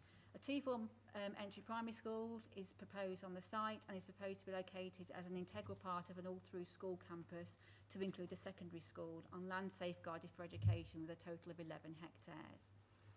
An additional 2 hectares is also safeguarded for outdoor and indoor sport to be made available to the general public under a proposed community use agreement. The sports team at the council have requested on-site provision of a sports hall including badminton court, artificial grass pitch, fitness gym and studio, and football and cricket pitches. The sports hall and artificial pitch would be shared with the school. They have also requested off-site provision relating to swimming pool provision, cycling centre at Bedworth, Pingles Athletics Facility, rugby pitch improvements at Nicholas Chamberlain's school, and outdoor tennis at the Pingles. The total 106 financial contribution for sports is just over £3 million. The applicant has confirmed they accept this plus the additional 2 hectares of land safeguarded for sport and leisure, subject to the reassessment of the contribution downwards once the exact land take is known. Both formal and informal public open space will be provided throughout the site. The location of these areas of POS have been influenced by existing landscape features and surface water drainage considerations within a large area of open space concentrated in the north-south spine running through the centre of the site. There'll also be new open space provided adjacent to and serving as an extension to the Coronation Walk Park along the site's southern boundary. Land is provided to the west of the site, which would adjoin and complement the provision provided within the adjacent Barrett Homes development, which is currently under construction. New equipped areas of play will be included in the scheme. Allotments are also proposed and indicated to the southwest boundary of the site. The details of the additional uses on the site will be considered at reserve matters stage. In relation to flooding and drainage, the site is within flood zone 1 and therefore has a low level of fluvial flood risk. However, when using the Nuneaton Bedworth Strategic Flood Risk Assessment, which provides more detailed information on the specific sites, part of the central area of the site is covered by zones 2, 3A and 3B. This is because this area is affected by surface water flooding in and around the site's agricultural land drainage network. A flood risk assessment and outline drainage strategy has been submitted with the application. The drainage strategy considers the hierarchy for surface water disposal in compliance with the MPPF, and such techniques that promote infiltration of surface water are preferred over those which promote attenuation before discharge into a watercourse. Attenuation-based features are proposed on the site. Both the Environment Agency and the Flood Risk Management Team have no objection subject to conditions. In relation to contamination, a geo-environmental study has been submitted with the application. This has found that there are potential contaminants from the animal burial site from those animals affected by the foot and mouth outbreak in the early 2000s, from manure storage areas and from on-site fuel tanks. DEFRA have been consulted but have not responded, but Environmental Health have requested the standard contaminated land conditions, which they say should deal with these potential contaminants. In terms of air quality, an air quality impact assessment has been submitted.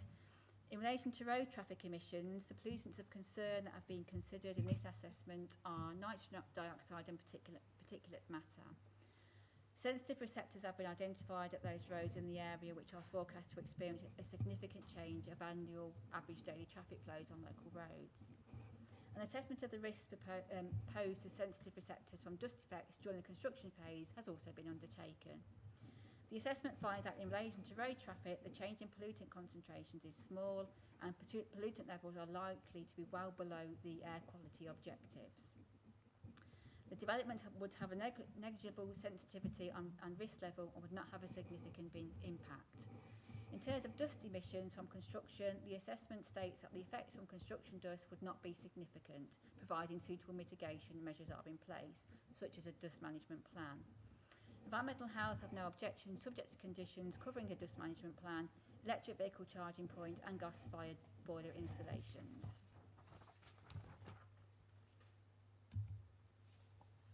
In relation to ecology, an assessment has been carried out. The site predominantly comprises improved grassland and arable fields with rough grass. A network of generally intact hedgerows and ditches define most field boundaries, with some small ponds and a small block of plantation, woodland, scrub and mature trees also found on the site. The site is not subject to any nature conservation designations. Coronation Walk Eco Site is located immediately adjacent to the south of the site.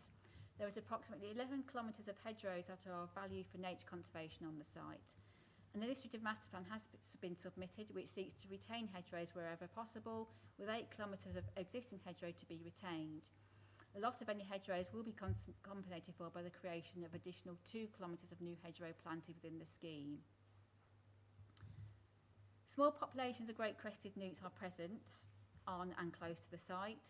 the proposed development would result in the loss of ponds supporting these species.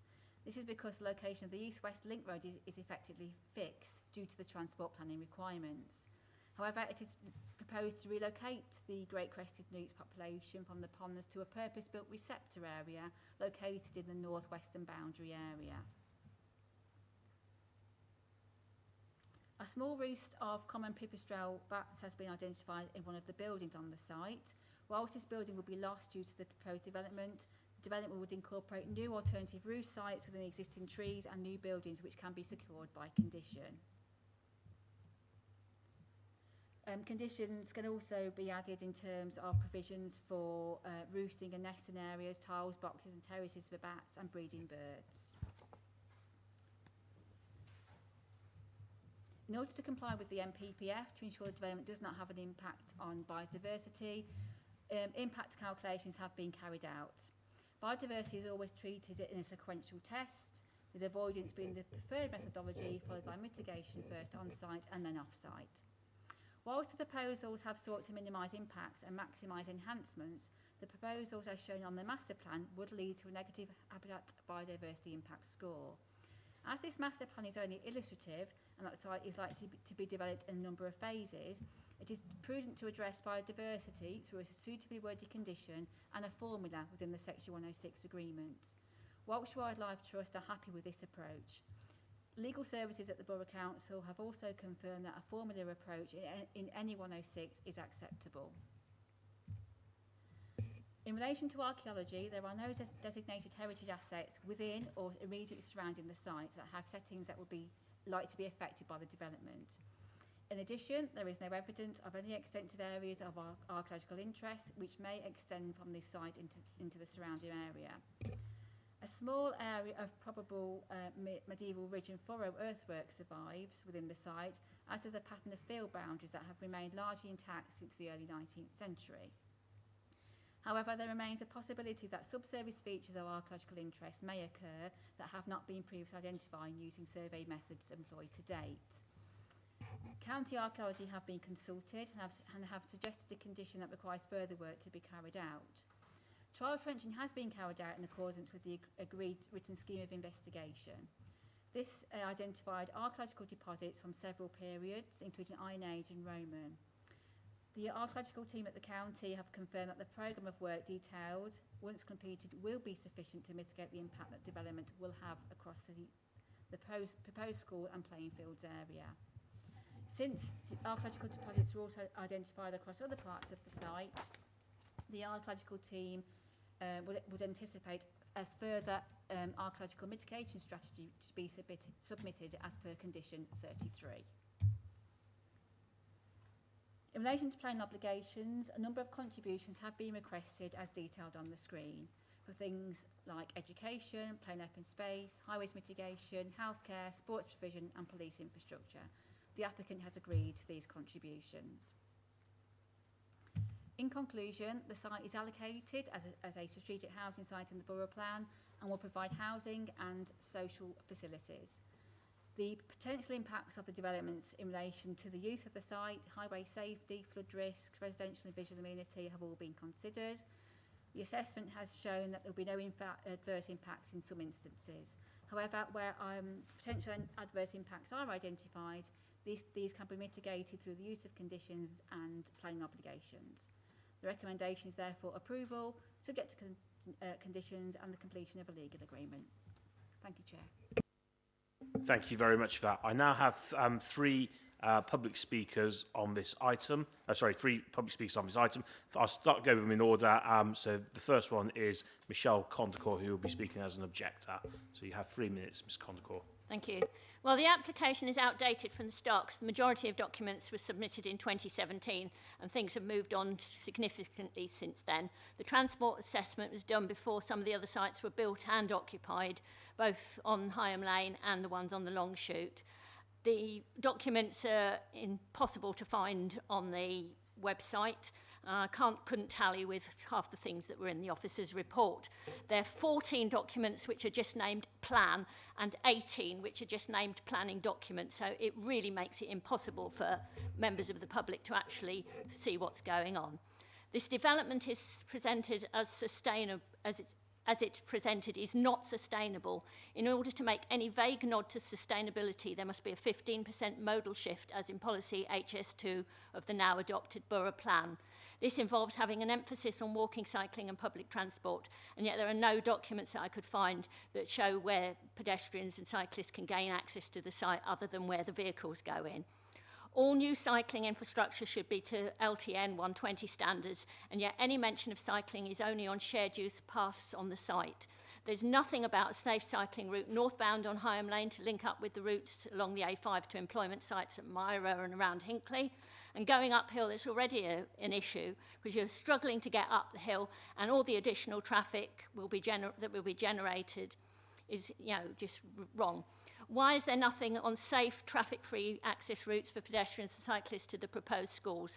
Safe routes to schools are fundamental to getting modal shift. There was talk about visibility displays, but it may be okay at the new junctions they're putting in, but coming out of Milby Drive, especially at school times, it's already an absolute nightmare. We lost our bus service on Milby Drive because of all the parking issues around there that the buses couldn't even go, and we're just adding to this with more traffic. In the officer's report, it says recent cycling design guidance recommends cycle routes segregated from traffic. And then it goes on to say the proposed cycle route would provide traffic-free cycle access to the town centre railway station from the side.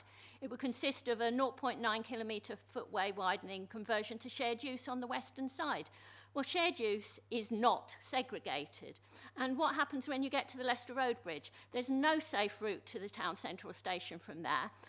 Added to that, this bit of cycle route was supposed to be funded by the town deal, and yet the money now seems to be here on things, so there's a lot of questions to be asked there. There's a new roundabout proposed at Heimlin Peak Avenue Junction.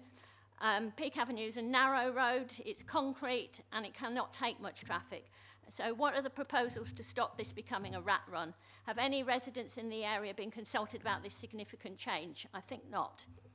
And as for the reports, the figures, they're talking about the Longshoe A5 junction. It's absolutely crazy. 44 additional vehicles eastbound to the Longshoe, but only then 12 when they get to Dodwells. So does that mean that all those 40 whatever cars are turning right at the Longshoe? Cars just can't disappear. And as Thank for you, Mrs. Condacor. I'm sorry, but your 3 minutes is up. 189 vehicles. Mrs. Condacor, your 3 minutes have finished. I do like to try and go over, but we do have lots of other speakers as well, and I think you've made your point. So I do apologise for cutting you slightly short. Okay, Councillor Condacor, you are our next speaker. Dear Planning Committee, this 2017 application should be rejected by you today. Failing that, you need to defer consideration while we do consultation on a proper new set of documents. The planning policy, HSG2, clearly says we need modal shift. The most of the Section 106 money is actually going on the highway improvements to the ring road. That's what's being already funded by the growth deal and the various growth funds at the County Council. So we're not actually getting any extra infrastructure out of the Section 106 payments for the ring road improvements. We clearly need the extra entrance on the railway station. That should be what this new development is funding, so that the commuters and leisure travellers can go straight into the railway station, have a bus interchange, and do the sustainable transport that will actually get this as a more sustainable development. Next, every scrap of the land north of Wellington St Nicholas is being lost to development. We'll lose small woods on this site, W1 and G8 on the plans, and that's against Schedule 14 of the new Environment Act on biodiversity net gain. The tree survey is 8 years out of date. Trees grow in 8 years, and was done before all our borough plan policies. We really need to save as many of the existing trees on Top Farm as possible, because that's the best way to actually get biodiversity to go out from existing woodlands. So please do a site visit. Much has changed on the school provision. We've got a great new school at Lower Farm. We've got an expansionary tone, but we need to actually plan what's going on with the school provision, because otherwise we end up with a glut and then a famine and then a glut. And we, as Michelle says, we really need to sort out safe routes to school because we're going to be crossing 40 mile an hour Milby Road, Heimlin onto Milby Drive. So we really need to sort that area out. Foot and mouth, all through the conditions, it says foot and mouth mitigation, remediation, trumps everything in the planning conditions. Yet there's been no consultation or plan for the mitigation of the foot and mouth burial pits. That's a massive undertaking, £1 million work, digging out all these buried foot and mouth cows, and there's no consultation. That needs to be a separate planning application. And we need to properly go through the conditions for things like sewage, stopping Hgvs going through the residential streets, doing some ANPR cameras for the police so actually the new estates won't be a new source of crime and disorder. We really can reject this application for the modal shift issues and the ecology issues, and we can actually pass the ball back to the county council to explain why we can't have the station access and why we can't do better for woodlands and ecology. One of the residents said, well, why can't we have more trees along Heim Lane? Absolutely brilliant idea, and we could even have a cycle route up there that would work until the development is done. Thank you, Chair. Thank you, Councillor Condicourt. Can I just ask, are there any councillors who would either like to ask Mrs Condicourt or Councillor Condicourt any points of clarification? No? Okay. I do apologise. I said there was 3 speakers. There are actually is a 4th speaker, and I'm going to move to that 4th speaker first, and that's Pierre Taylor, who's speaking in support of the application, I believe. So do we have Pierre Taylor? Thank you. Thank you, Chair. I've changed my mind. I no longer want to support the application. I'd like to object to it on provision of the lack of cycling infrastructure they are going to provide to the train station.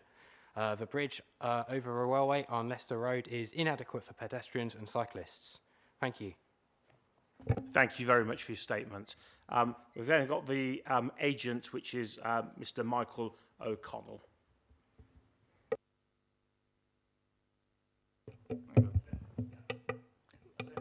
Is that on? Is it on? Okay, sorry.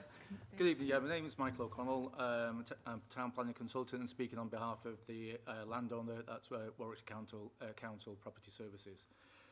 As you're all aware, a key objective of the government is for the planning system to boost significantly the supply of housing and to offer the public a wide choice of high-quality homes. Through this application, a significant number of new homes will be delivered to meet a defined need within the borough, with a proposed housing mix including affordable housing provided in line with policy and the borough's housing strategy. The site is allocated for development in the draft borough plan for residential mixed-use development under policy HSG1. The principal development has therefore already been accepted by the council.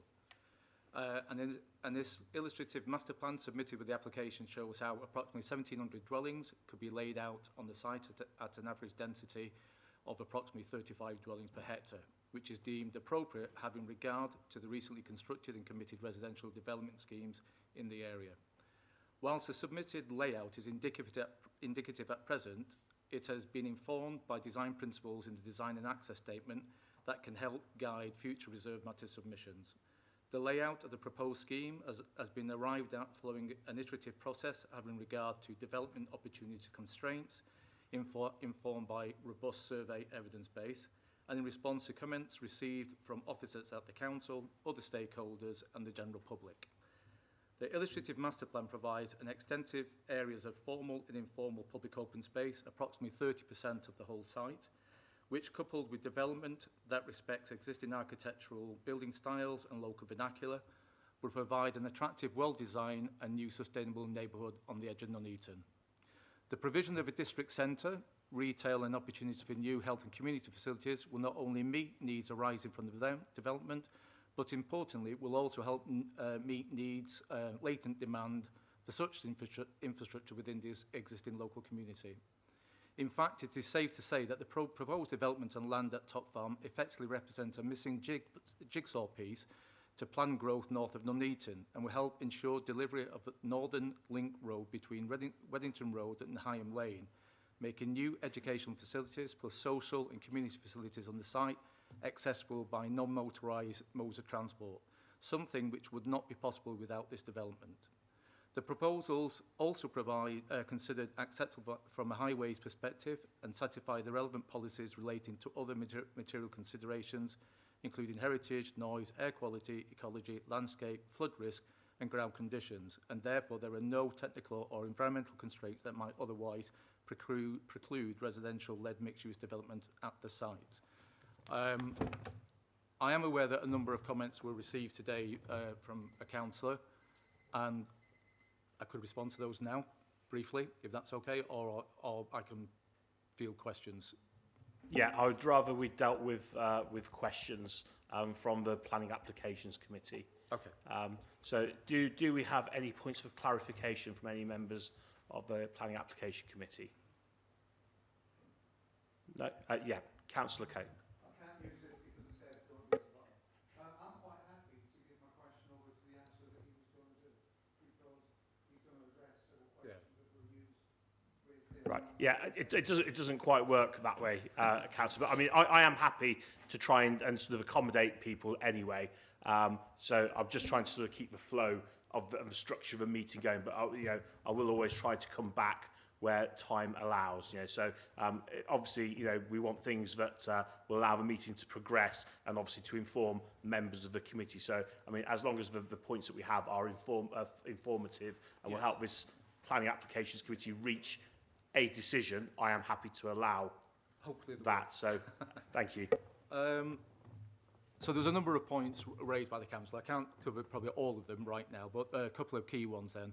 There is a request for a contribution to deliver the second access at Nuneaton Station. In response to that, Network Rail did seek a Section 106 financial contribution last year. The request was received that we received lacked any detail or justification. So it actually didn't even include a financial request. So it didn't meet the SIL tests. So we made that known to the case officer. That comment was passed back to Network Rail, and we've not received any comment since. Okay. With regards to the education mix proposed and it being considered to be out to date, the application secures land and financial contributions. The financial contributions will support the provision of capacity either through the delivery of the new school on site or elsewhere, or the expansion of existing schools if that is felt to be the appropriate action at the time. In terms of pedestrian and cycle facilities and them not also being considered to be to standard, the design of the roads, including footpaths and cycleways, will be subject to consultation with the Highway Authority as part of the preparatory works in support of the approval of reserved matters. And full consideration of LTN 120 will be made at that stage. There are a number of other points that were raised with regard to ecology, the issue about the foot-and-mouth things. Those are all subject to conditions, which will have to be satisfied as development is brought forward. So there's pre-commencement conditions, and as part of many of those, there'll be a need to update surveys. And I can actually just inform you, we've already been taking updates to a number of surveys, including the ecology surveys. So, for instance, GCN are not present now. They were in 2017, but they're not with the latest results that we received. So that kind of information will be submitted to the council for consideration in terms of the discharging of conditions. And, like I said, more detail will be submitted in support of the reserved matters applications. Thank you very much. That was very informative as well, so thank you for that. So if there are no further points of clarification from any of the members, okay, I will... sorry. Oh, sorry, my apologies, Councillor Shepherd. Please excuse me back. You've just said about schools. Is your intention to build a school on the site or not? Because I got the distinct impression then that it mightn't happen and you'd build elsewhere. That one, there we go. Okay. At the moment, the current proposals is for, well, the land is safeguarded for education facilities, including secondary school and primary. At the moment, the DFE are engaged with the landowners, and they are actually preparing feasibility work in terms of bringing forward the second school on site. With regards primary, I think the judgment is that they are still considering the uptake in places within the wider area, and subject to how quickly the site is built out. At that stage, they will determine whether there's a need to bring forward a primary school on the site or not. Yeah, so the land is safeguarded to meet to meet the need. Okay, any other points of clarification? No? Okay, so we have then a motion in front of us to grant planning permission subject to a legal agreement and the conditions printed. Do I have somebody to propose? Okay, Councillor Smith, and a seconder. Okay, Councillor Markham, thank you. So we're now open for debate. Do I have any members who wish to speak? Councillor Wilson. Thank you, Chair. I won't reiterate a number of the comments I made in respect of a previous planning application, because I think they all equally stand about the planning inspector and having gone through that in 2019. And I won't, given the hour, I won't bore everyone. But I think I'm probably the only member of this committee who has voted against every one of the applications in St Nicholas and Weddington for various different reasons over the years. So my commitment to trying to protect the local residents and the local area is significant. The problem that we have, and that many of us have had over the years with the developments in Weddington and St Nicholas, is the lack of infrastructure in terms of schools, GPs, shops, healthcare provision, and open spaces. And that has been very evident when you walk around the areas as well. And people having to go significant distances to actually get to some of these facilities. So,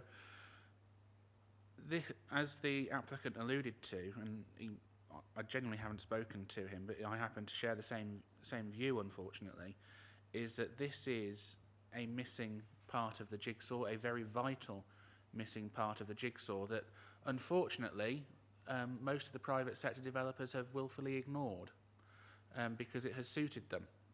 And now we are reliant on this one single application to right many of the wrongs of the past 10, 11 years of development in St Nicholas and Weddington. And that is rather unfortunate because the residents there have missed out on significant infrastructure and services. If we refuse this tonight, my great concern is that this keystone, and as part of the wider element of development over the north of Nuneaton, means that the rest of the communities will crumble, not in terms of physical fabric, but in terms of social fabric.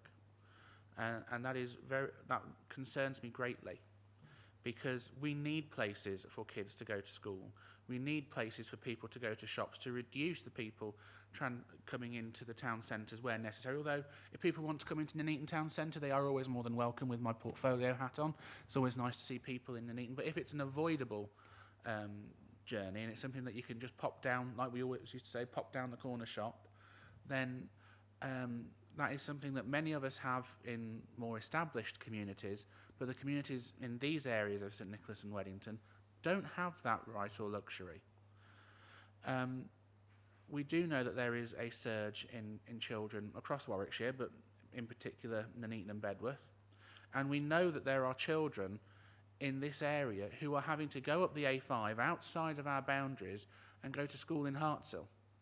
That cannot be right, that we are actually increasing the vehicular movements out of the borough, causing more pollution, more time, more delays on the road network.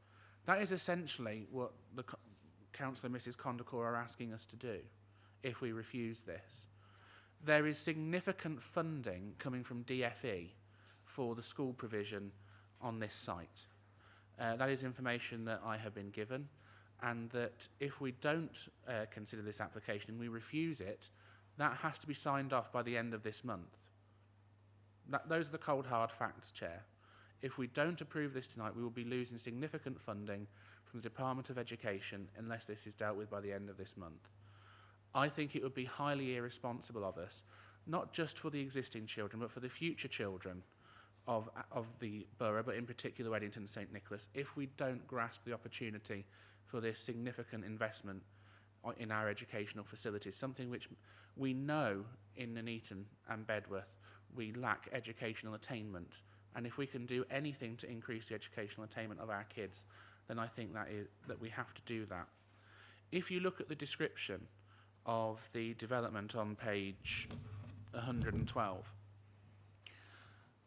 It says about residential dwellings, it says about a mixed-use district centre, which there isn't over there in that extreme northern part of Weddington and into St Nicholas.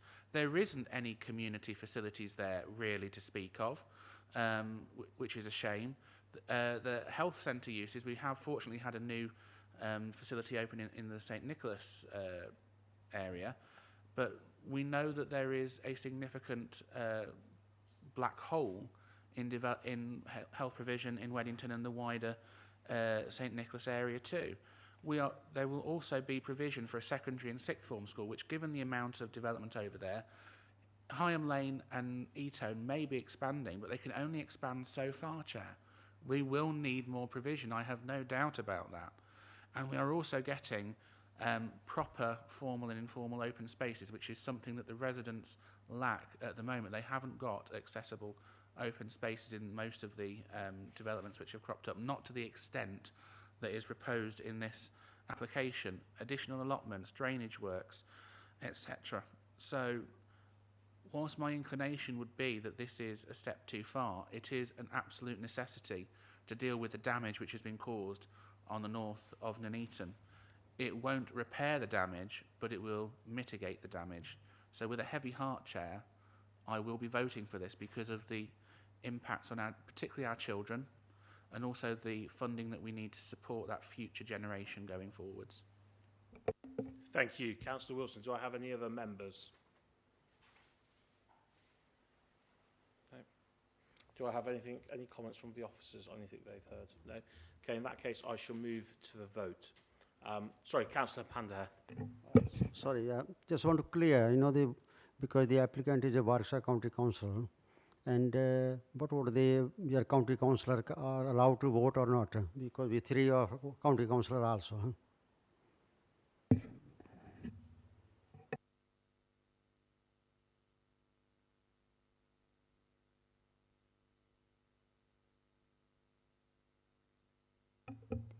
We class this as another interest, you being county councillors, and unless you've had any involvement, it's up to you. It is a judgment call for you to make as to whether or not you're making a decision and being impartial about the decision. So it is a matter for you to decide, but there's nothing to preclude you from voting on the item. Yeah, thank you. Yeah, that's what I asked clear, that although we only seen that the Berkshire County Council is the applicant just on the papers, I even didn't know who is applying or not. So that I just want to clear. Thank you. Yeah, absolutely, Councillor Panda. I think it's better to ask the question before the vote takes place, than to sort of sit there and not know really what to do. So I thank you for your question, and I thank you for your clarification. Okay, so we'll go to the vote then, as I have no other speakers. So all those in favour of the proposal?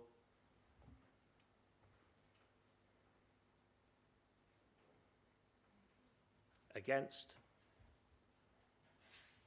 And abstentions. Okay, so that is carried. Thank you.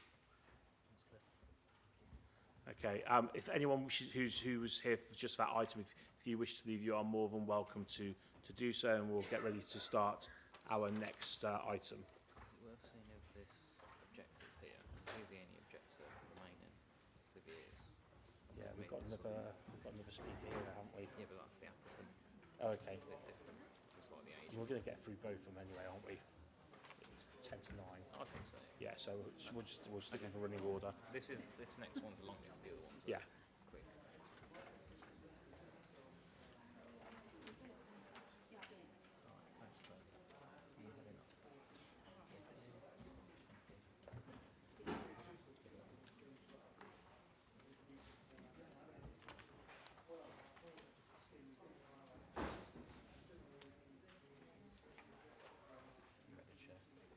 Okay, I'm just missing a member. Oh no, they just get to water.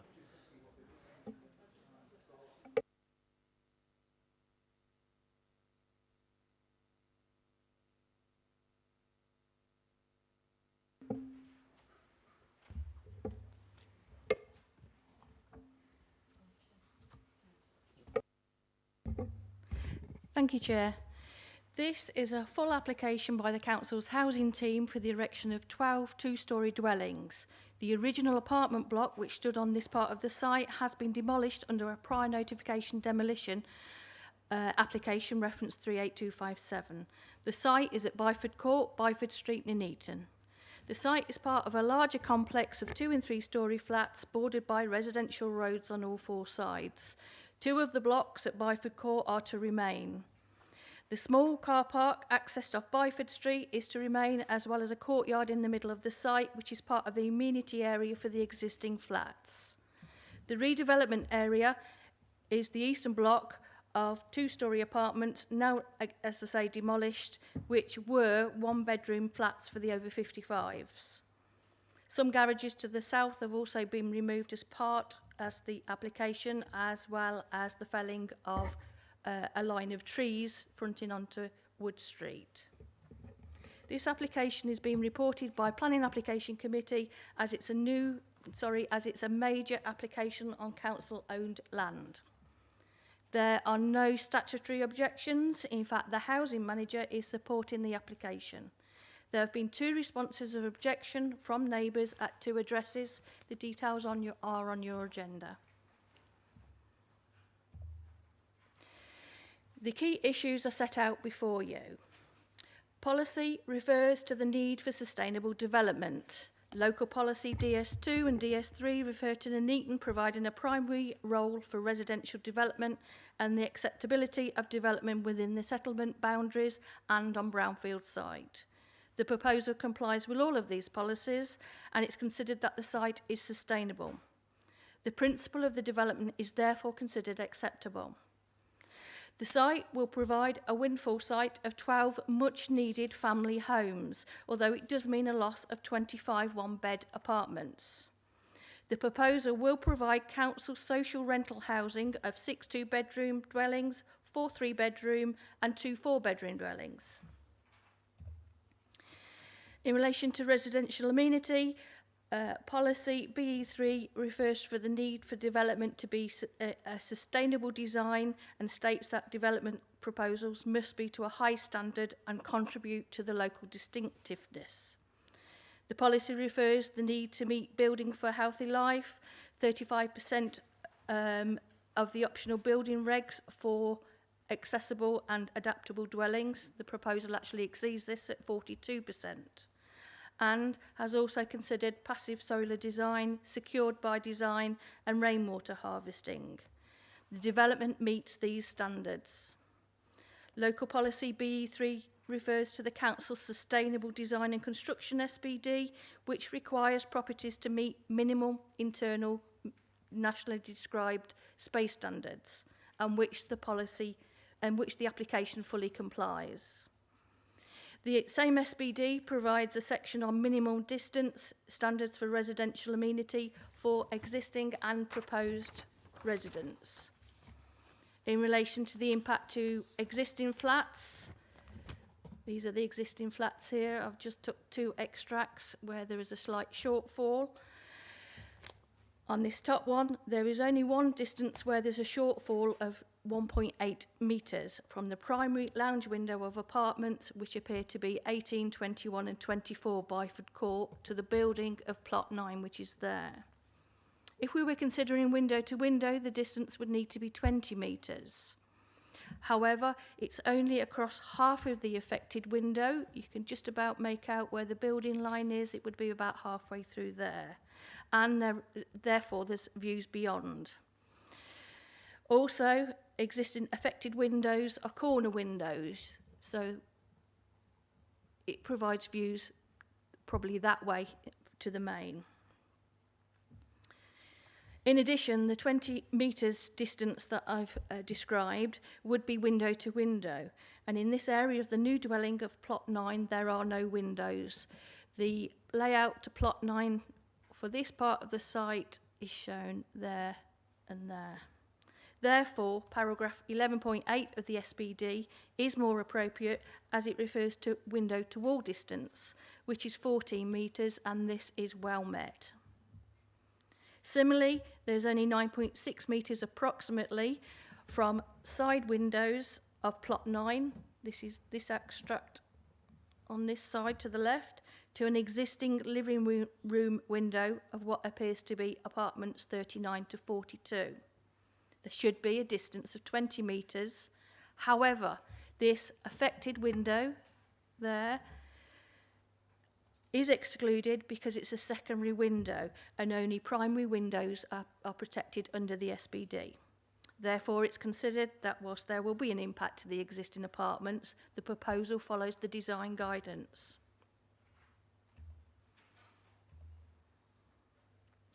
In terms of the impact to houses in Wood Street, which are the ones to the south along there, minimum distance is exceeded. The distance to the front windows in Byford Street there is approximately 18 metres. The distance from window to window should be 20 metres, as previously described, but the SBD actually states there can be a reduction when it's across front gardens and the highway. It's therefore considered that the proposal is acceptable to existing occupiers. Within the scheme, you can see on the right-hand side, you can just about make out the houses. The properties are dense. Amendments have been carried out and the houses have been reduced from 13. Plots 1, 3, 4, 6 and 10 fully complies with the distance standards. On the remaining plots, there are some shortfalls in distance, but in each instance it's considered there are mitigating circumstances such as secondary windows. It is proposed, if approved, that a condition be included to remove permitted development rights for extensions to ensure that any impact between properties is not made worse over time by extensions. The scheme is therefore considered acceptable in terms of residential amenity for existing and future occupiers. In terms of affordable housing, the site is 100% social rented housing, which weighs in favour of the proposal. The demolition of the flats was consented to previously under a prior notification of demolition. This type of prior notification can only consider the demolition method, not the reasons why. The supporting document, however, states that there's a proliferation of one-bedroom apartments in this area and that such grouping can lead to antisocial behaviour. It states the previous 1970s flats did not meet the nationally described space standards and would only have complied if two apartments had been combined to make one. It also states the apartments were served off excessively long corridors and did not provide private amenity space or allow for passive solar design and did not meet the current insulation standards. The housing team considered that demolition and rebuilding was an opportunity to readdress the layout and needs in the area.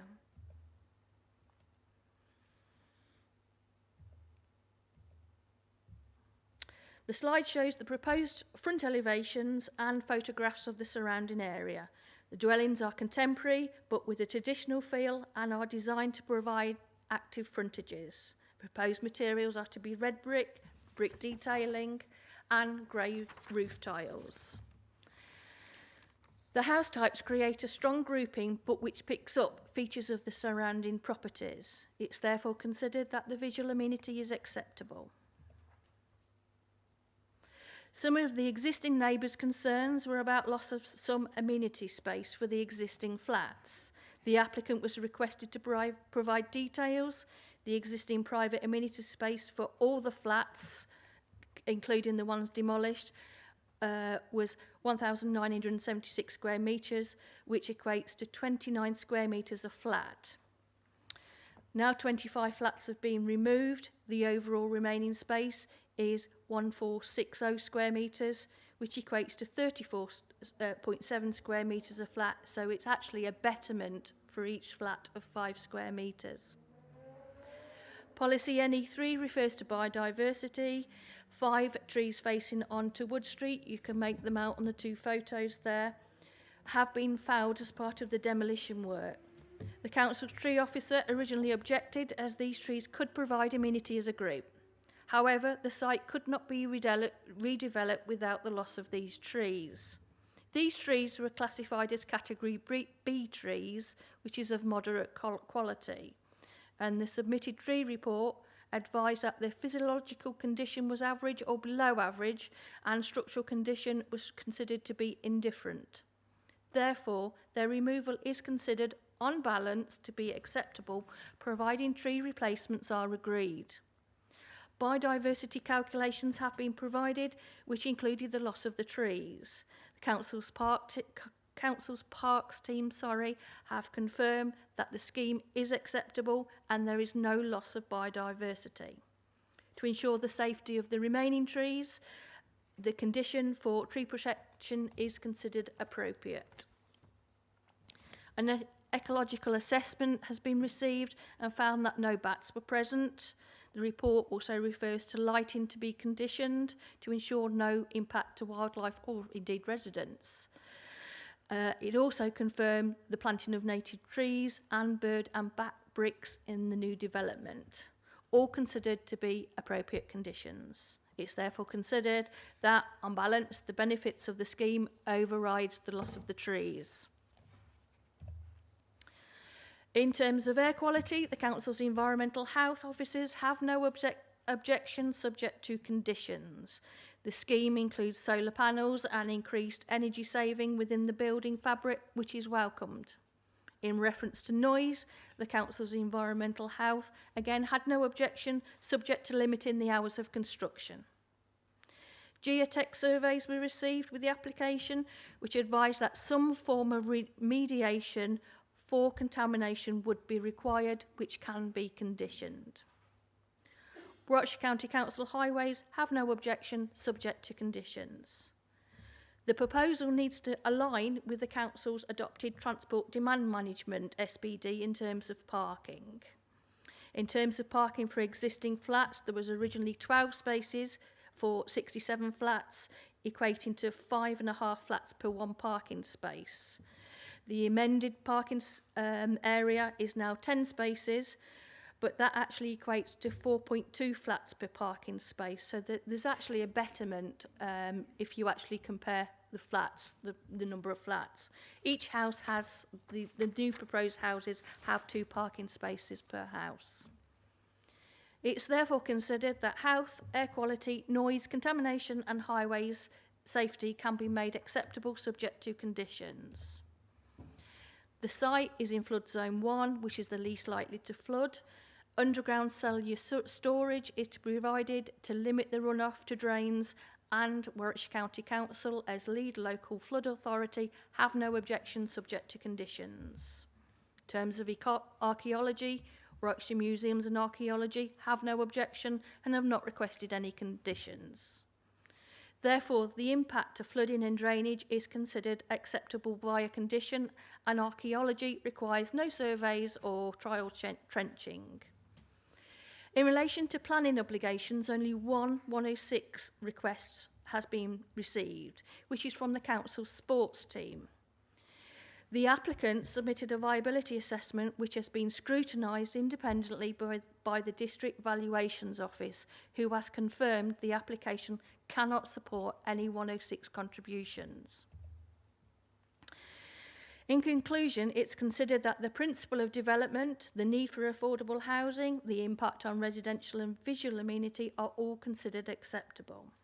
The impact to open space, biodiversity, ecology, trees, the impact to health, air quality, noise, contamination, highways and flooding is acceptable subject to conditions. Therefore, in conclusion, there are clear considerations which weigh heavily in favour of this scheme. The recommendation is therefore of approval subject to the conditions as printed on the agenda and the addendum. Thank you, Chair. Thank you very much. I have 2 speakers on this, so I'm going to go to the first of those, which is who is Councillor Condacor, who's going to speak as an objector. Thank you very much. I only object to just a few matters, not the general principle. I'm pleased that the officer said it's got solar panels, because it wasn't really explicit in the documentation about that. But one thing that looks really bizarre is that almost all of them are on the west side steep-facing roof, which means you only get solar panels in afternoons and not mornings. So I do hope that the actual drawings can be amended so that actually there's east and west solar panels, so actually the households can benefit from solar energy for the whole of daylight and not just only in the evenings and mid-afternoons. So it's really bizarre having them all facing west. And if you look at the roof style, they're really steep roofs, so they will not get solar until 1 o'clock in the afternoon or something. So I think that's a design fault. And I'm really concerned about the lack of trees in Barpool. Obviously, we had a by-election there, and a lot of us did a lot of walking around Barpool. So I would really like some proper street trees put somewhere else in the neighbourhood. There's some areas with very large grass verges and there's big, but we can't remove trees and remove trees and remove trees saying, oh, this is more important, this is more important. Yeah, we have space to put the trees in, and actually trees need to be a reasonable age before they start having the cracks and things for bats and to be interesting. So I do think we need stronger things on the ecology, and the new Environment Act actually says a betterment of 10%, and I think Barpool really deserves to actually have all this stuff doing for it. So actually we have an area that looks more pleasant to look in, and it's not just, I mean, look at these buildings, they're quite austere, and it's great to have some street trees. So I really ask the committee to A, sort out the solar panels, and B, look at actually putting some proper trees around Barpool to compensate for these nice ones that were lost. Thank you, Chair. Thank you, Councillor Condacor. I'll move to our next speaker, who is the agent, Mr. John Roberts. Chair, ladies and gentlemen of the committee, thank you for the opportunity to speak in support of this application. I believe your officer's report provides a very fair and balanced assessment of the merits of the site, but I'd just like to emphasise the following few points. We have worked constructively and objectively with your officers to be at a position where the scheme is presented with a recommendation to approve before you tonight. There are no technical objections to the development, and all of the comments raised have been addressed during the application period. The energy strategy for the site is that the wall thicknesses have been enlarged to allow for increased insulation. Photovoltaic panels have been included on the roof, and quickly to pick up the councillor's points, some of them are south-facing. Again, the site itself is slightly off-kilter, so even they're facing that way because they're slightly, if they were facing the other way, they'd be slightly north-facing, so if they're putting it on the western side, they're more south-facing than the other side, but there are some south-facing panels. While the actual heating strategy hasn't yet been finalised, the scheme has been future-proofed to allow for larger thermal stores associated with air source heat pumps, should they be installed instead of gas boilers, either now or in the not too distant future. The scheme is for 100% affordable homes for the Borough Council. The mix of dwellings proposed has been agreed with the housing strategy and will suit the needs of the Borough in providing family accommodation on a sustainable and accessible site. The dwellings are designed to the nationally decided space standards and also to some to M42 standards. The density of the site is 32 dwellings per hectare. Policy H11 requires a minimum density of 30, and therefore this is not an overdeveloped or dense site. Questions were raised about the loss of amenity, which the case officer has addressed. The number of apartments being reduced actually means that there are now more net square area increase for the other dwellings on the site. The all new homes have their own rear private gardens. The garages on the site were either vacant or not used by persons actually living in the apartments. If they were still required, alternative garaging has been found elsewhere. County highways have no objections to the scheme, either in terms of car parking numbers or highway safety. The existing apartments were demolished in advance of its application, done for two reasons. Firstly, to reduce the ongoing maintenance and security and costs associated with looking after a vacant, empty building. And two, to enable the building to be demolished as part of an enabling contract, which speeds up the process of delivering these much-needed homes for the borough. The flood risk assessment confirms there is no flood risk elsewhere because of this development. The only other item, there was a screen slide splashed up which regarding the landscaping plan, so that you can see there is a comprehensive replacement tree strategy for the site, and that will be an approved drawing. Your officer concludes that the design of the layout is acceptable and will make a positive contribution to the housing supply, and I therefore trust the committee will support your officer's recommendation for approval. Thank you very much. Thank you very much. Do any members have any points for clarification at all? Councillor Shepherd. Thank you, Chair. Just on, you made a comment about the garages. Could you just seek clarification on what you said about the garages? And could I also ask, you said about landscaping, which is obviously quite important in that area, but also in terms of the pedestrian paths around the site. I presume they're all going to join up because I've obviously got a council site that's gone in and we've got a path to nowhere, so just checking. Yes, certainly paths. Obviously, the existing site was made up of 3 apartment buildings which have gated access into the rear central amenity courtyard. Obviously, now as we're providing homes with private gardens, there's no link between this and the other side. So in reality, there never was any connection through the site for, it was only residents only, really, from getting from either the outside of the car park into the space and into their dwelling. So there was no access across the site. So in reality, we're not changing any of that. There's 2 access points that are retained, and they'll still be there and be used. So we're not really changing anything in the future. There aren't any paths going to anywhere. Sorry, I've forgotten your other question now. Garages, sorry, thank you.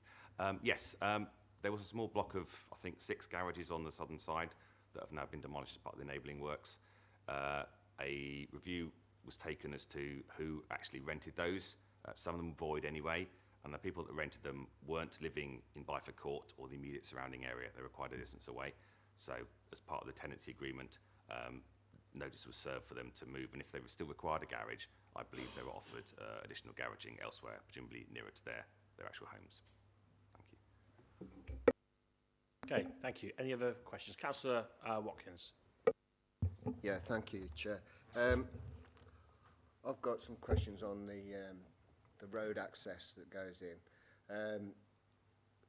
It looks like when you look at that drawing that there's only a footpath on one side of this on one side of the road. So is that correct? Is there any street lighting going down there, and will that be adopted by Warwickshire County Council in future, or will that be the responsibility of Nuneaton and Bedworth Borough Council? They're my 3 questions, really. Thank you. I think there's intention to try and get it adopted, but obviously that's up to with agreement with the council, the county council, that is. There is one. I mean, I suppose it's been more designed. There are only actually the 2 dwellings access from that, so really it's a private drive, which doesn't technically need a footpath at all. But we have had put a footpath in there just to make sure there's additional safety for the 2 dwellings that will be using that. In terms of street lighting, again, we will be having street lighting down there. Any other points? No. In that case, we have a recommendation to grant planning permission subject to the conditions as printed. Do I have a proposer? Thank you, Councillor Hartshorn. And a seconder? Councillor Wilson. Okay, so I'll open it up now for debate. Any members? Councillor Hartshorn. Thank you, Chair. I'd just like to speak in support of this development. It's really good to see that there's some development going on in one of the most deprived areas of the borough. And the designs of the houses, whilst I know that the comments made by Councillor Condecourt regarding the sharpness of the roofs, I do actually agree with that a little bit. No, it's really great to see that there's some new houses going in, and particularly in this area. This area does need the development and the new families bringing in, I think, because that area has suffered quite a bit from antisocial behaviour, and as stated by the officers, this is designed to help alleviate some of that. So yeah, it's really great development, and I fully support it. Thank you. Councillor Watkins. Yeah, thank you, Chair. Yeah, it's good to see this coming back. I know that we've had it before and we've passed it, but it's good to see it's coming back, and it's going to be a large investment in the Barpool ward. It's also good to see that we've got rainwater harvesting and solar panels. It's just a shame that we haven't continued with what we have tried and found successful in the past on other sites, such as the plastic recycled curbs and things like that. So I would hope that in future we could see that on more developments coming forward, especially on our brownfield sites.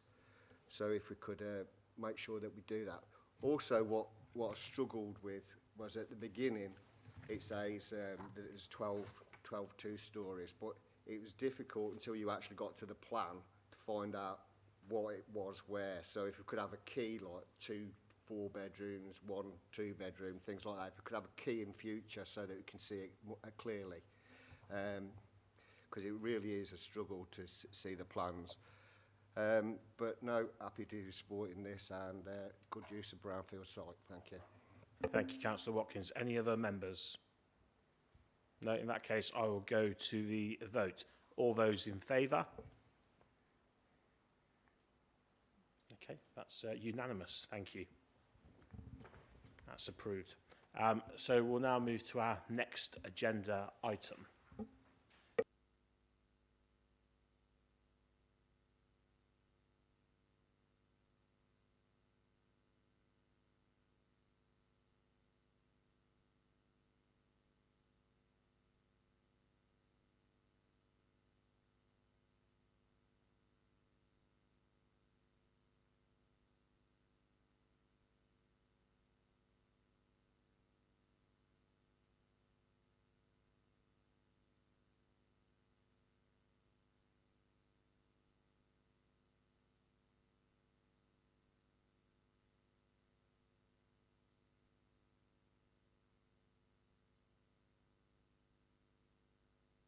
So, in case you are struggling to find it, is on page 177, and this is item number 5, 18 Bracebridge Street, Nuneaton.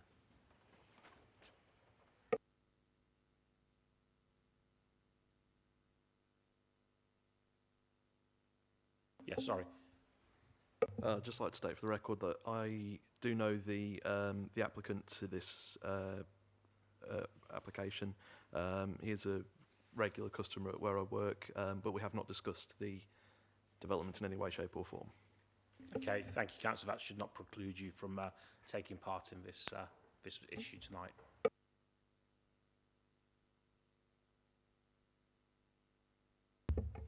Thank you, Chair.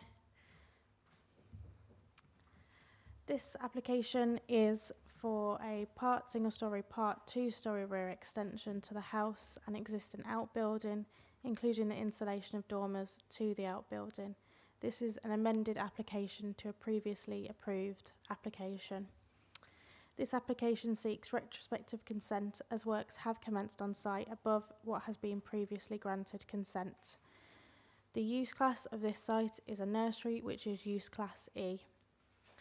Just to quickly run through the site history, a first floor extension to the outbuilding was approved in 2017.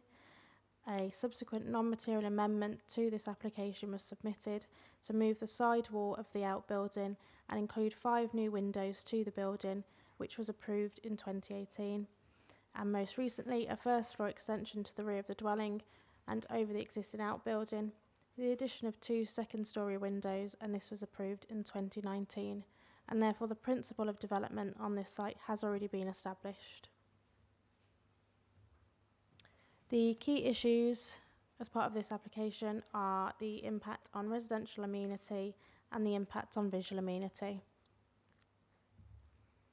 So firstly, residential amenity.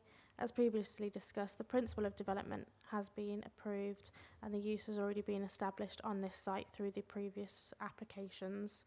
There are 3 main changes that are being considered under this new application which have not previously been considered. Firstly, the increase in height of the eaves to the outbuilding. The proposal seeks to increase the height of the eaves from 2.7 metres as previously approved to 3.15 metres. There is also a proposal to increase the height of the ridge from 5.78 metres as approved in 2019 to 6.28 metres. And finally, the addition of side-facing windows. 3 of these are proposed at ground floor level and 1 at first floor level. I'll just take you through the proposed plans.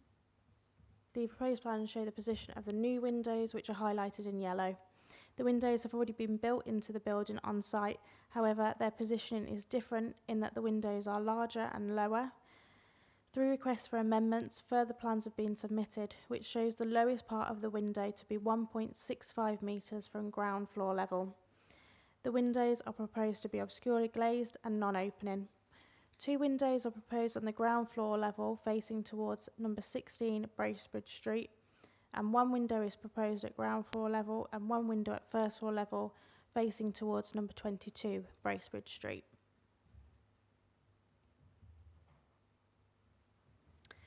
The outbuilding, which has already been constructed, can be seen on the Google Earth image on the left. The outbuilding fills almost the entire rear garden of the site. The boundary between 18 Bracebridge Street and its adjacent neighbours at number 16 and 22 Bracebridge Street are the walls of the outbuilding. There is nothing which separates the outbuilding from the residential gardens. There's no fencing or anything between the building itself. Amendments were sought to reduce the impact that the windows would have on the amenity of neighbours in terms of overlooking and loss of privacy. The amendments which have been received and are being considered this evening have increased the height of the windows from ground floor level, so that the lowest part of the window is 1.65 metres from ground floor level. However, there are still concerns that the ground floor windows will still allow for a perceived sense of overlooking, which in turn will create a loss of privacy for both the adjacent neighbours. The other changes to the scheme which seek consent as part of this application is the increase in height to the eaves and ridge of the outbuilding, as well as a minor change to the roof style of the dormer. The proposal seeks to increase the height of the eaves from 2.7 to 3.14 and the height of the ridge from 5.7 to 6.28. The plans on screen are the ones that were most recently approved in 2019. If we just put these plans side by side, the drawing on the left is the most recent one, so the 2019, and the one on the right is the one that's being considered this evening. The dash line on both of the plans that you can see represents the original roof of the garage building that was on the site. It is considered that the outbuilding is, as the outbuilding is built up to the boundaries of both of the adjacent neighbours, the proposed increase in height to the eaves and the ridge of this building would create an oppressive sense of enclosure to the neighbours, and although the principle of development has been established, the accumulation of height increases from the original height of the garage must still be given due consideration. Therefore, in terms of residential amenity, the proposal is not considered to be acceptable. Moving on to visual amenity, the proposed alterations are mostly concealed from any public viewpoints due to them being to the rear of the property. Visually, the precedence has been set for the first floor above the outbuilding and the dormer through previous approvals. The increase in height to the eaves and ridge of the outbuilding and the additional windows would have little impact in terms of visual amenity. Therefore, the proposal is considered to be acceptable in terms of visual amenity. To conclude, the proposal is recommended for refusal for 2 reasons as set out in full in the agenda. Thank you. Okay, thank you very much for going that. I have one public speaker, and that's the applicant, Mr. Mohammed Badat. So you have 3 minutes when you're ready, Mr.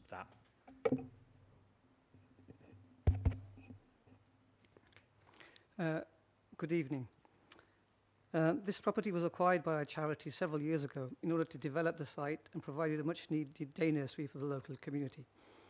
Since 2016, we have worked with the local authority to gain the required planning consent at each stage. We view our current application as a continuation of this process. While conducting building work on the site last year, it became apparent that our plans would require some modification, which I shall explain. Firstly, it became apparent that our neighbours to the rear of the property had an outbuilding which had been constructed right up to the rear and up to the eaves height of our existing building. If the eaves in the original plan were not lowered to accommodate, the eaves in the original plan were lowered to accommodate a 30-degree pitch. If we proceeded according to that plan, it was clear that it would interfere with the neighbour's outbuilding. Therefore, the only practical solution would be to keep to the original eaves would be to keep to the original eaves. Secondly, we would have to slightly adjust the ridge height. The original plan included a flat roof dormer to one side.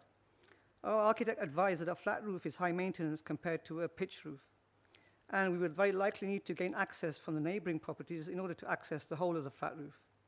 It was therefore clear that the maintenance of a flat roof would over time lead to significant interference with the amenity of our neighbours.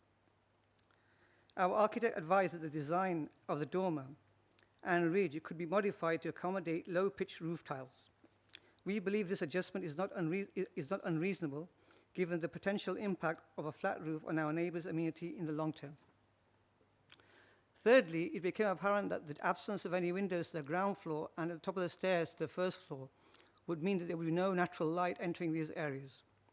We have also been advised that if anyone entering these premises were to stumble and fall and get injured, the proprietors of the building could be liable under health and safety rules. This is a real concern for us as we envisage children using the building in the future. We have therefore proposed adding 3 top-light windows to the ground floor and just 1 window at the top of the stairs, which would all be obscured glaze in order to allow natural light in, but without allowing anyone to see through. We have discussed these plans with our neighbours who are content with our proposals. Overall, we believe the proposals are reasonable and do not significantly deviate from the plans approved in 2016, and therefore would not affect the overall visual amenity of the building. We believe we have considered the potential long-term impacts on our neighbours, whom we have consulted and sought to accommodate. We believe the proposals are proportionate in order to meet our aspirations for the building and strike the right balance between that and our neighbours' amenity and expectation of good neighbourly relations in the long term. We hope the Planning Committee will agree. Thank you. Thank you very much. Could you just turn your microphone off? Yes. It's still on. That's it. Thank you very much. Okay, so we've got a recommendation then to refuse planning permission before us, subject to no new points of objection being received following the reconsultation of the amendment plans for reasons as printed. So for purpose of debate, do I have somebody who's happy to propose that? Councillor Wilson, and do I have a seconder? Councillor Smith. Okay, I'll now open it up to debate. Do I have any members who wish to speak on this matter?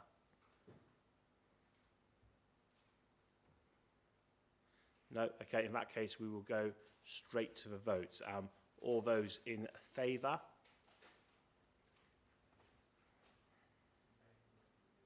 Okay, so in favour of the recommendation, my apologies. In favour of the recommendation, okay. All those against? And any abstentions? Okay, so that has been refused. Okay, so moving on to our next agenda item.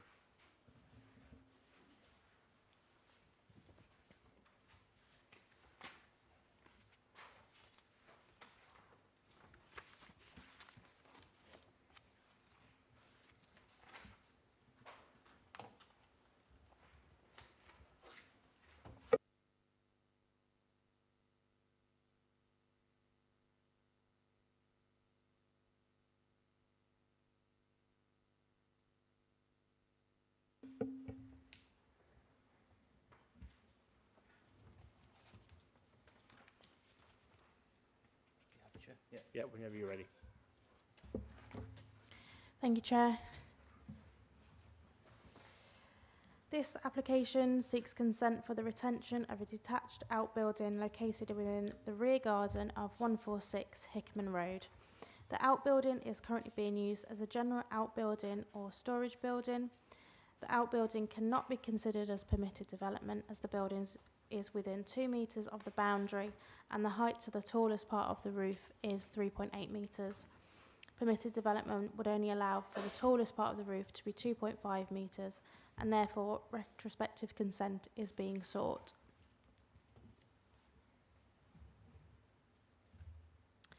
The key issues for this application are the impact on residential amenity and the impact on visual amenity.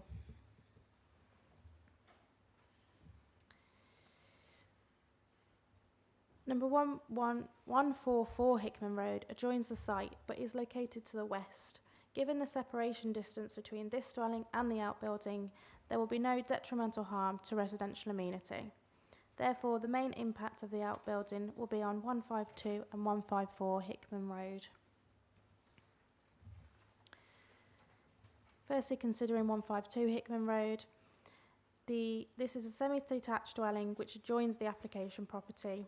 To the rear of the dwelling, there is a step in the rear wall, and on this rear elevation, there are 2 windows which both serve habitable rooms and it has been determined that no extensions or alterations to this dwelling, so both windows are considered to be original openings. The Sustainable Design and Construction SPD states that the blank wall of an extension which directly faces an original window of a habitable room of the same height shall be a minimum distance of 12 metres apart. The closest window to the outbuilding serves a study which is considered as a habitable room. The distance between this window and the side of the outbuilding is 10.7 metres, which has been confirmed both on plan and on site. The other window on the rear elevation serves a lounge and is set back further compared to the study. Again, a lounge is considered a habitable room. The distance between the window to the lounge and the side of the outbuilding is 14 metres, which is in accordance with the SPD. The proposal is found to conflict with the SPD as the distance standards between the study window and the side of the outbuilding have not been met. Moving on to 154 Hickman Road. The outbuilding is located close to the boundary of this property. The SPD states that near to the boundary of an adjoining rear private amenity space, a proposed single-storey extension shall be less than 4 metres long, which the proposal does conflict with. However, it has been concluded that the outbuilding is not adjacent to the usable rear private amenity space of this dwelling due to the shape and length of the garden of this property, as well as the position of buildings within the rear garden of the dwelling.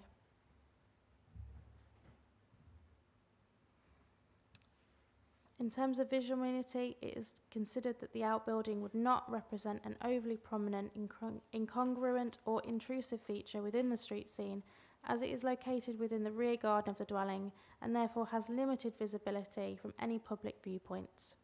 The outbuilding itself is considered to be a typical feature found within residential gardens and is of an appropriate size, scale and height and made from appropriate materials for its use. On balance, the proposal will not have a detrimental impact on visual amenity. The proposal is recommended for refusal for the reason as set out in the agenda. However, if committee were minded to approve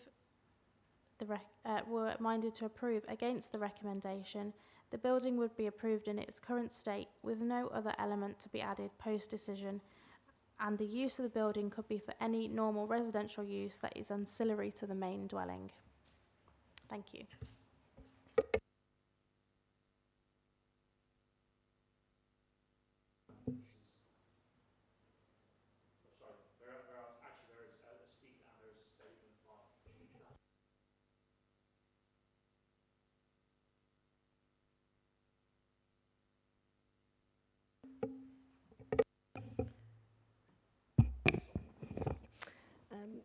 Comments by Councillor Mandy Tromans, Borough and County Councillor for Galley Common.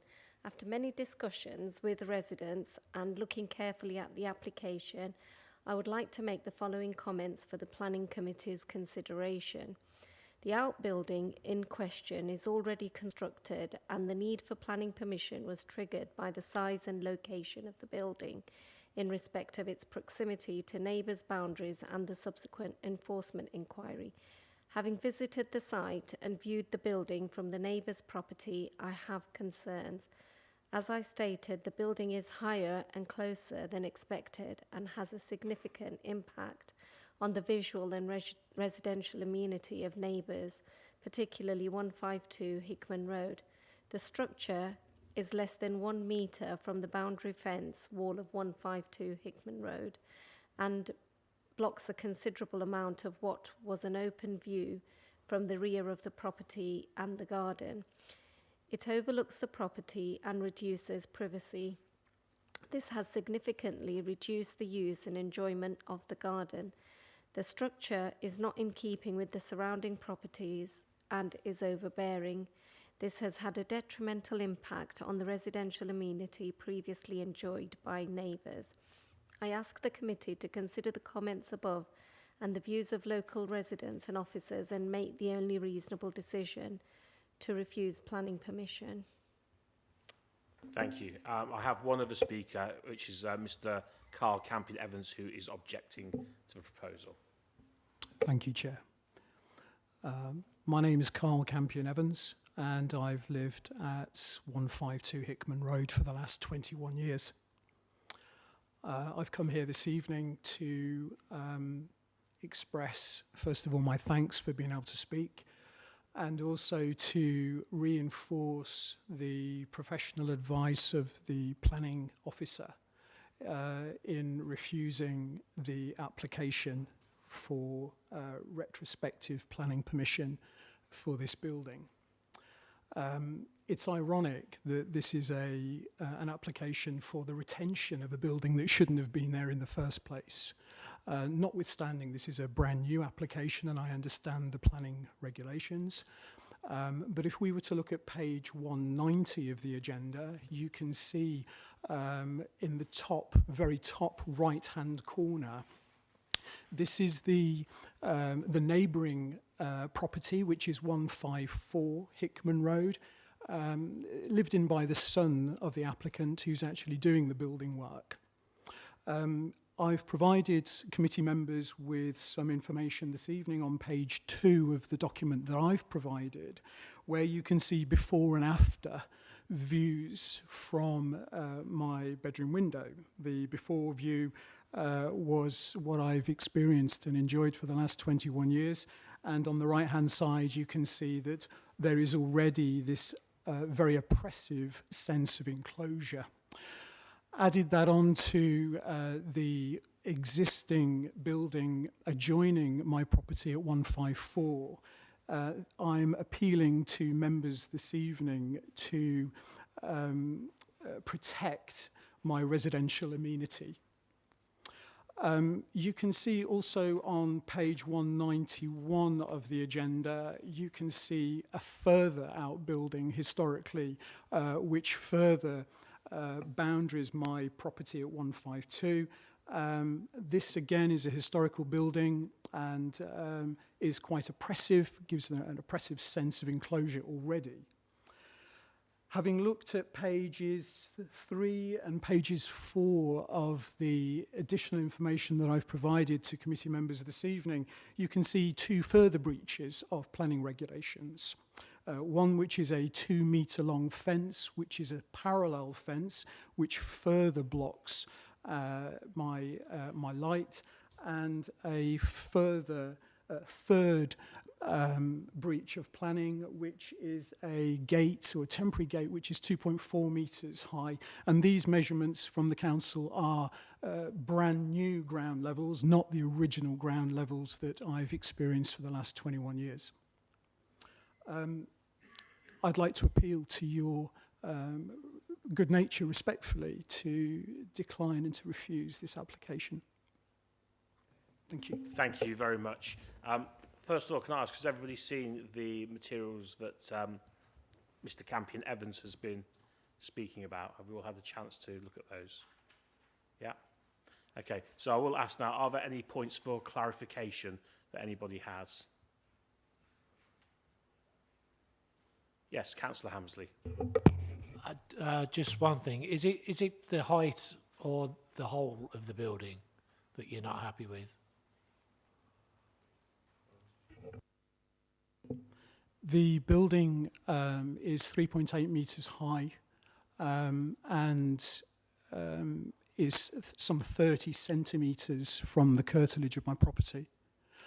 So it's a combination of height, the fact, I think it's justice. I think it's the fact that these people have already had a planning application granted, which I didn't object to, which was the extension. The son at 144 has also had a planning application granted, which I didn't object to.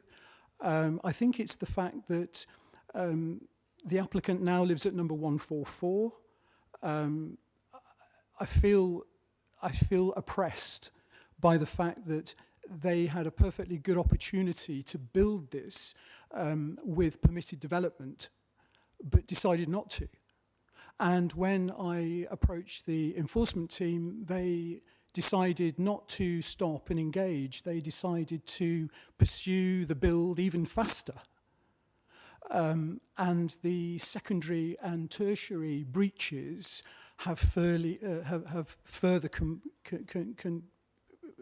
exacerbated the feeling of oppression. Thank you very much. Are there any other points of clarification? No. So we have in front of us then a recommendation to refuse planning permissions for the reasons as printed. Do I have somebody to propose? Okay, thank you, Councillor Hammersley, and second, Councillor Smith. Thank you. So I will open it up now for debate. Are there any members who wish to speak on this matter? No, in that case, I shall move straight to the vote. All those in favour of the recommendation to refuse planning permission? All those against? Abstentions? Okay, that has been carried, so the recommendation to refuse planning permission will be granted. Thank you. Moving on then to our next item, whenever you're ready.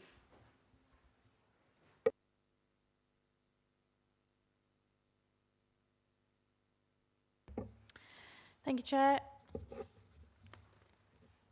This application seeks consent for the change of use from a furniture shop, which is a use class E, to a mixed-use site including charity shop and office space, use class E, and space for community activities, training and selling of hot and cold drinks, which is use class F2. That is a mistake on the presentation, apologies, but it is F2. The site is located within Bedworth Town Centre. The unit is currently vacant, however the last use was a furniture shop. The Town Centre's action plan states that the vision for Bedworth Town Centre is for it to become a vibrant and attractive location for residents and visitors. It states that the ideal land use option for development in Bedworth is mixed-use sites. This application will be in accordance with this by creating a mixed-use site. The applicant has confirmed that the ground floor of this site will be used flexibly, with around a third of the space as a charity shop and 2/3 as community space. The community space will be used for events such as craft workshops, upcycling and other training opportunities for the local community. Tea and coffee will be provided on an ancillary basis for those attending the training and workshops for a donation towards the charity. The ground floor will be open plan in nature, but mobile acoustic screens are proposed in order to separate the space as required. The first floor of the unit will be used as office. The key considerations for this application are the principle of development, the impact on residential amenity, and the impact on highway safety. The existing use is a shop, which is use class E. A charity shop and office space are also use class E, and therefore this change of use could be undertaken without the need for planning consent. The additional use as a community use class F2 is acceptable in principle, as it is likely to attract a wider range of visitors and users to the site. The proposal also complies with the vision of the Town Centre's action plan to create more mixed-use developments within Bedworth Town Centre. Therefore, the principle of development is considered acceptable. Residential amenity. The site is located within Bedworth Town Centre and the existing site is a shop.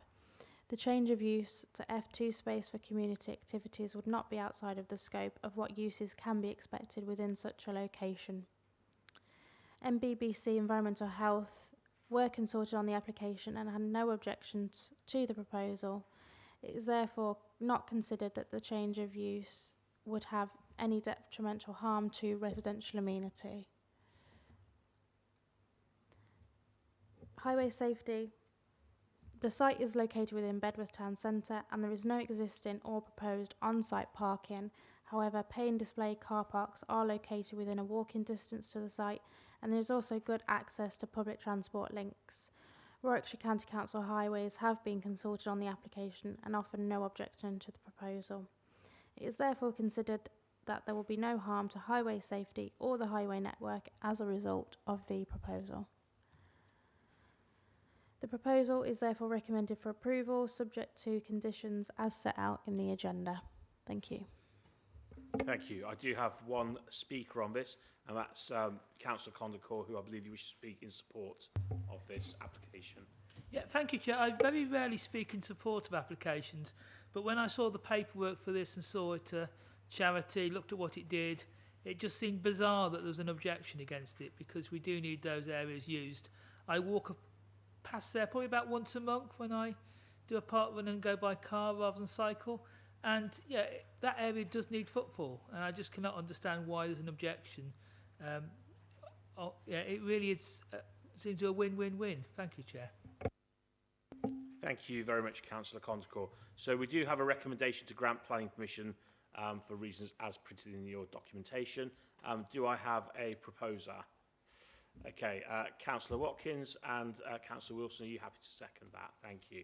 Okay, so I will open this up to debate then. Do I have any members? Councillor Hammersley. Yes, people of Bedworth are saying to me, Councillor Hammersley, we need another charity shop like we need a hole in the head. And they're dead against it. You said you said as councillors you were trying to bring some life back in the town and regenerate the towns. He said if that's the best you can do with another charity shop, give up. How about they've got no objection to office space and retail shops? Exactly opposite, there is a shop you can become a member of and join for a fee, which sells cheap food and has a lovely cafe and has space out the back for public use. And 3 doors away there is another cafe which can be used and other little cafes. So a cafe as well and a charity shop, they're saying, councillors, you can do better. So we're trying to make it vibrant, but vibrant and charity really don't go. I have no objection to charity shops. There's 3 in the town already at all. But I asked young people, why don't you go up the town? Said, well, there's nothing there for us. So wouldn't it be nice to see, like the old Joe Davis, a sports shop to get kids back up to the town, or at least a teenage shop for clothes, etc., to reinvigorate the town centre. So I really am dead against a charity shop. So I will be voting against this. Thank you. Okay, thank you. Any other members? No, in that case, I will move to a vote. So all those in favour of granting planning permission?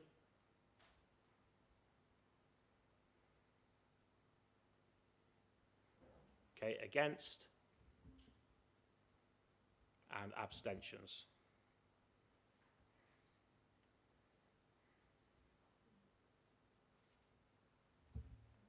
Okay, so that is carried and that is approved. Okay, moving on then to our final item this evening.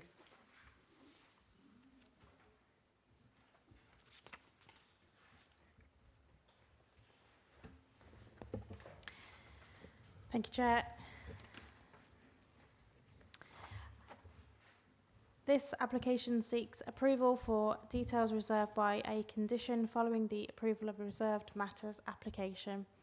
The condition was imposed by the lead local flood authority, and the condition reads, no implement of the submitted detailed foul and surface water drainage scheme for the site shall occur until the sustainable drainage connection to the existing network in Griff Hollow, as shown on the approved drawing, has been agreed with the landowner. Evidence of the approval in principle for the connection shall be submitted to and approved in writing by the local planning authority. In terms of the site history, 2 applications have been submitted for this site. Firstly, outline consent including access for the development of existing land for up to 92,904 square metres of B2 and B8 floor space, which was approved in 2020. In addition, an approval of reserved matters relating to appearance, landscaping, layout and scale for the erection of employment building on Phase 1, including all associated works and infrastructure, which was approved earlier in 2022. The key issues with this application are flood risk and drainage, ecology and biodiversity, and whether the details satisfactorily meets the requirements of the condition. Firstly, considering flood risk and drainage. The condition itself was imposed by the lead local flood authority to ensure a viable outfall for the surface water scheme. The flood authority were consulted on this application and submitted a response of no objection based on the documents that have been submitted. The access to the land to ensure drainage works can be carried out is dependent on permission from the landowner. In this case, MBBC are the landowner. MBBC Land and Property were consulted on the application and confirmed that access across council land has been agreed between the council as the landowner and the developer, and therefore there is no objection.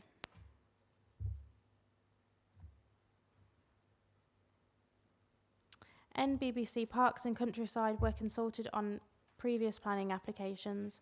The council have liaised with the developer to agree a biodiversity offsetting sum of £19,000 to undertake woodland and other habitat creation works, delivering 0.24 units of biodiversity gain within Griff Hollow and other sites within Nuneaton if necessary.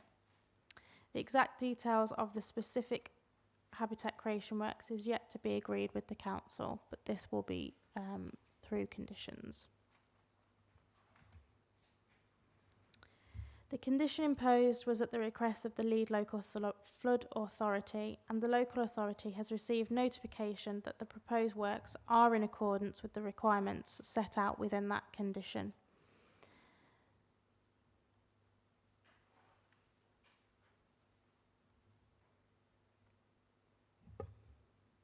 Therefore, the condition can be approved from their perspective. So to conclude, the required elements of the condition have been consulted on with relevant interested parties. The consultees have agreed in their professional opinion that the proposals are acceptable and each element of the condition has been sufficiently satisfied to recommend approval. And whilst it is acknowledged that the proposed works may cause changes to Griff Hollow, these works are pivotal in ensuring appropriate drainage works are carried out to guarantee viability of an appropriate drainage scheme on site. The proposal is considered acceptable and is recommended for approval. Thank you. Thank you. I have one public speaker on this, and that's Councillor Condacor speaking, I believe, in objection. Yes, Chair. The Griff Hollows used to be the old canal branch going into the Arbour estate off the Coventry Canal. It's a very historic area, and there's pictures of the entrance to Griff Hollows, I think in the Nuneaton Museum collection, where they've got all the pictures from George Eliot's time. I have no objection to the principle of putting a pipe down to the drainage at the bottom, but the map on the back says they've got a 10-metre wide easement, so they're putting a 10-metre wide scar in the side of the hollows, which is why they need £19,000 of biodiversity offsetting. It's just mad taking such a big chunk off the side. The officers have provided no pictures of the hollows or the area affected, and it is really disappointing because rather than do £19,000 worth of damage to all the vegetation on the side of the hollows and then try and fix it somewhere, can we not have a 1 or 2 metre wide line? I mean, these pipes are, I think one of them's 15 centimetres, and I'm not sure these are not ginormous water mains. This is the drainage off the site, and the damaged area is 800 square metres. 800 square metres on the side of Griff Hollows. So I think we need to do a site visit, have a look, or try and negotiate how we put these pipes in a low impact form, rather than just tearing up all the trees and vegetation on the side of the hollows in a 10-metre scar. I can't understand why we keep doing this. The hollows is the little bit we leave. Yeah, we've taken the massive plateau and used it for employment. That's in the plan. But the hollows is that little bit of a nature sanctuary, a little bit of wilderness, that the final bit where the canal used to run through the old Bermuda branch. And it really is important that we do try and protect these bits. And it doesn't seem that difficult to put a pipe in a small easement and use low impact things rather than cause so much damage to the ecology of Griff Hollows. Thank you, Chair. Okay, thank you very much, Councillor Condicorn. Anyone want any points, any members want any points of clarification? I think Councillor Condicorn has just said. No, in that case then we have in front of us a recommendation to grant approval. Do I have somebody to nominate the motion? Thank you, Councillor Wilson. Do I have a seconder?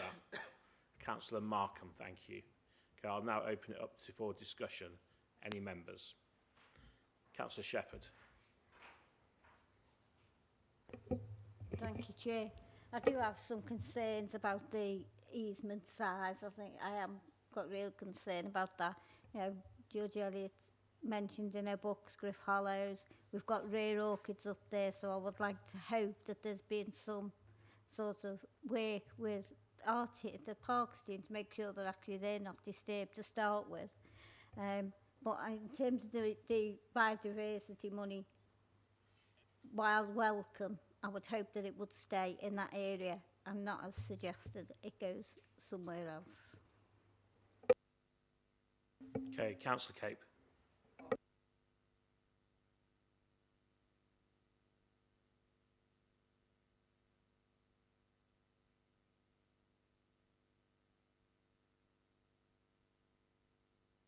I don't know if any of the officers can answer that. Who sees it? Right, so okay, so in terms of the visual impact of it, Councillor Condicorn, can you sort of shed some light? I'm sure you can. Yeah, it's actually a right of way that goes, you know, as you go down the Coventry Road through the dip, there's a large wooded parkland sort of strip. So there's actually a public right of way that goes down. It's actually the main sort of walking route to get to the turnover bridge, if you know where Falklands Farm is. So it is, as I say, it's a beautiful little den, or dell, I think is the right word. Have a site visit. Okay, I'll just bring Ashley in. I'd like to make a point. Thank you, councillors, for those questions. What I'd say is, as I'm sure you're aware, when considering applications, what we have to consider, what members of the committee will have to consider is the mitigation being proposed appropriate to mitigate the impact. So in this instance, there's been engagement with parks, there's been an offsetting calculation. That's all in line with the SIL regulations. Therefore, in terms of the suitability of what's being proposed, those concerns that you're putting forward and the dialogue that's sort of come forward, that has been addressed through this application. So I just want to clarify those points, councillors. Thank you very much. Does anyone have any points they wish to raise based on what Ashley's just said? Or need any further clarification? No. Do I have, in that case, any other speakers on this matter? No. In that case, I will move to a vote. All those in favour of the recommendation? Okay. All those against? Okay. Any abstentions? Okay. And that is carried. Okay. I would like to thank officers. In fact, that is now the end of our meeting. I'd like to thank everybody involved tonight, from the members of the public who've showed up to our council officers and to the members of this committee. It has been an incredibly long meeting, so thank you for your forbearance on that and for helping us to push through this in, once again, another professional manner. So thank you very much, everyone. We can now end the live stream. Thank you.